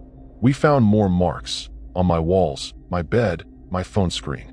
The scary part wasn't just the marks. It was the feeling that I was fading, like the warden was carving me out of my own life. Celine begged me to leave. But where do you go when something's inside you? I decided to go back to Spence Field, and this where it started. Celine called me crazy, but I was desperate, like when you know you're drowning and thrash for the surface. I drove to Cades Cove, the itch burning, the mark now faint on my palm, like a bruise. I hiked up, the fog thick, the whistle deafening. The tower loomed, its cabin dark but alive with that rattling breath. I climbed the stairs, multi-tool in hand, ready to face it. The figure was there, its face a hollow mask, claws raised with that broken arrow mark glowing. I swung my tool, screaming, but it passed through the warden like air. Its claws grazed my chest, cold and sharp, and I felt my strength drain, like water down a sink. I stumbled, falling against the cabin wall, my vision fading. The last thing I saw was the figure leaning close, its eyes swallowing me, the mark on my palm burning bright. My mistake was thinking I could fight a myth, that going back would fix it. I'd been stubborn, ignored every warning, and now I was paying. I woke in a hospital, Celine at my side, saying rangers found me at the trailhead, barely alive. My chest was scarred with a broken arrow mark, burned deep, permanent. Doctors called it a freak burn, but Celine knew better. I quit my job, left Memphis, moved to a nowhere town. But the whistling follows, faint but there, every night. The tragedy is, I thought I could outrun the warden, that leaving the tower would end it. I was wrong. The silent warden's mark is mine forever, a horror I can't escape. The myths were real, and I'm living proof. I ignored Otis, Celine, my own gut, thinking I was tougher than the stories. Now I'm haunted, the mark a reminder of my deadly mistake. I see the figure in dark corners, hear the whistle in quiet moments. The warden didn't just claim the tower, it claimed me, and I'm waiting for the night the whistling stops, and it comes to finish what it started.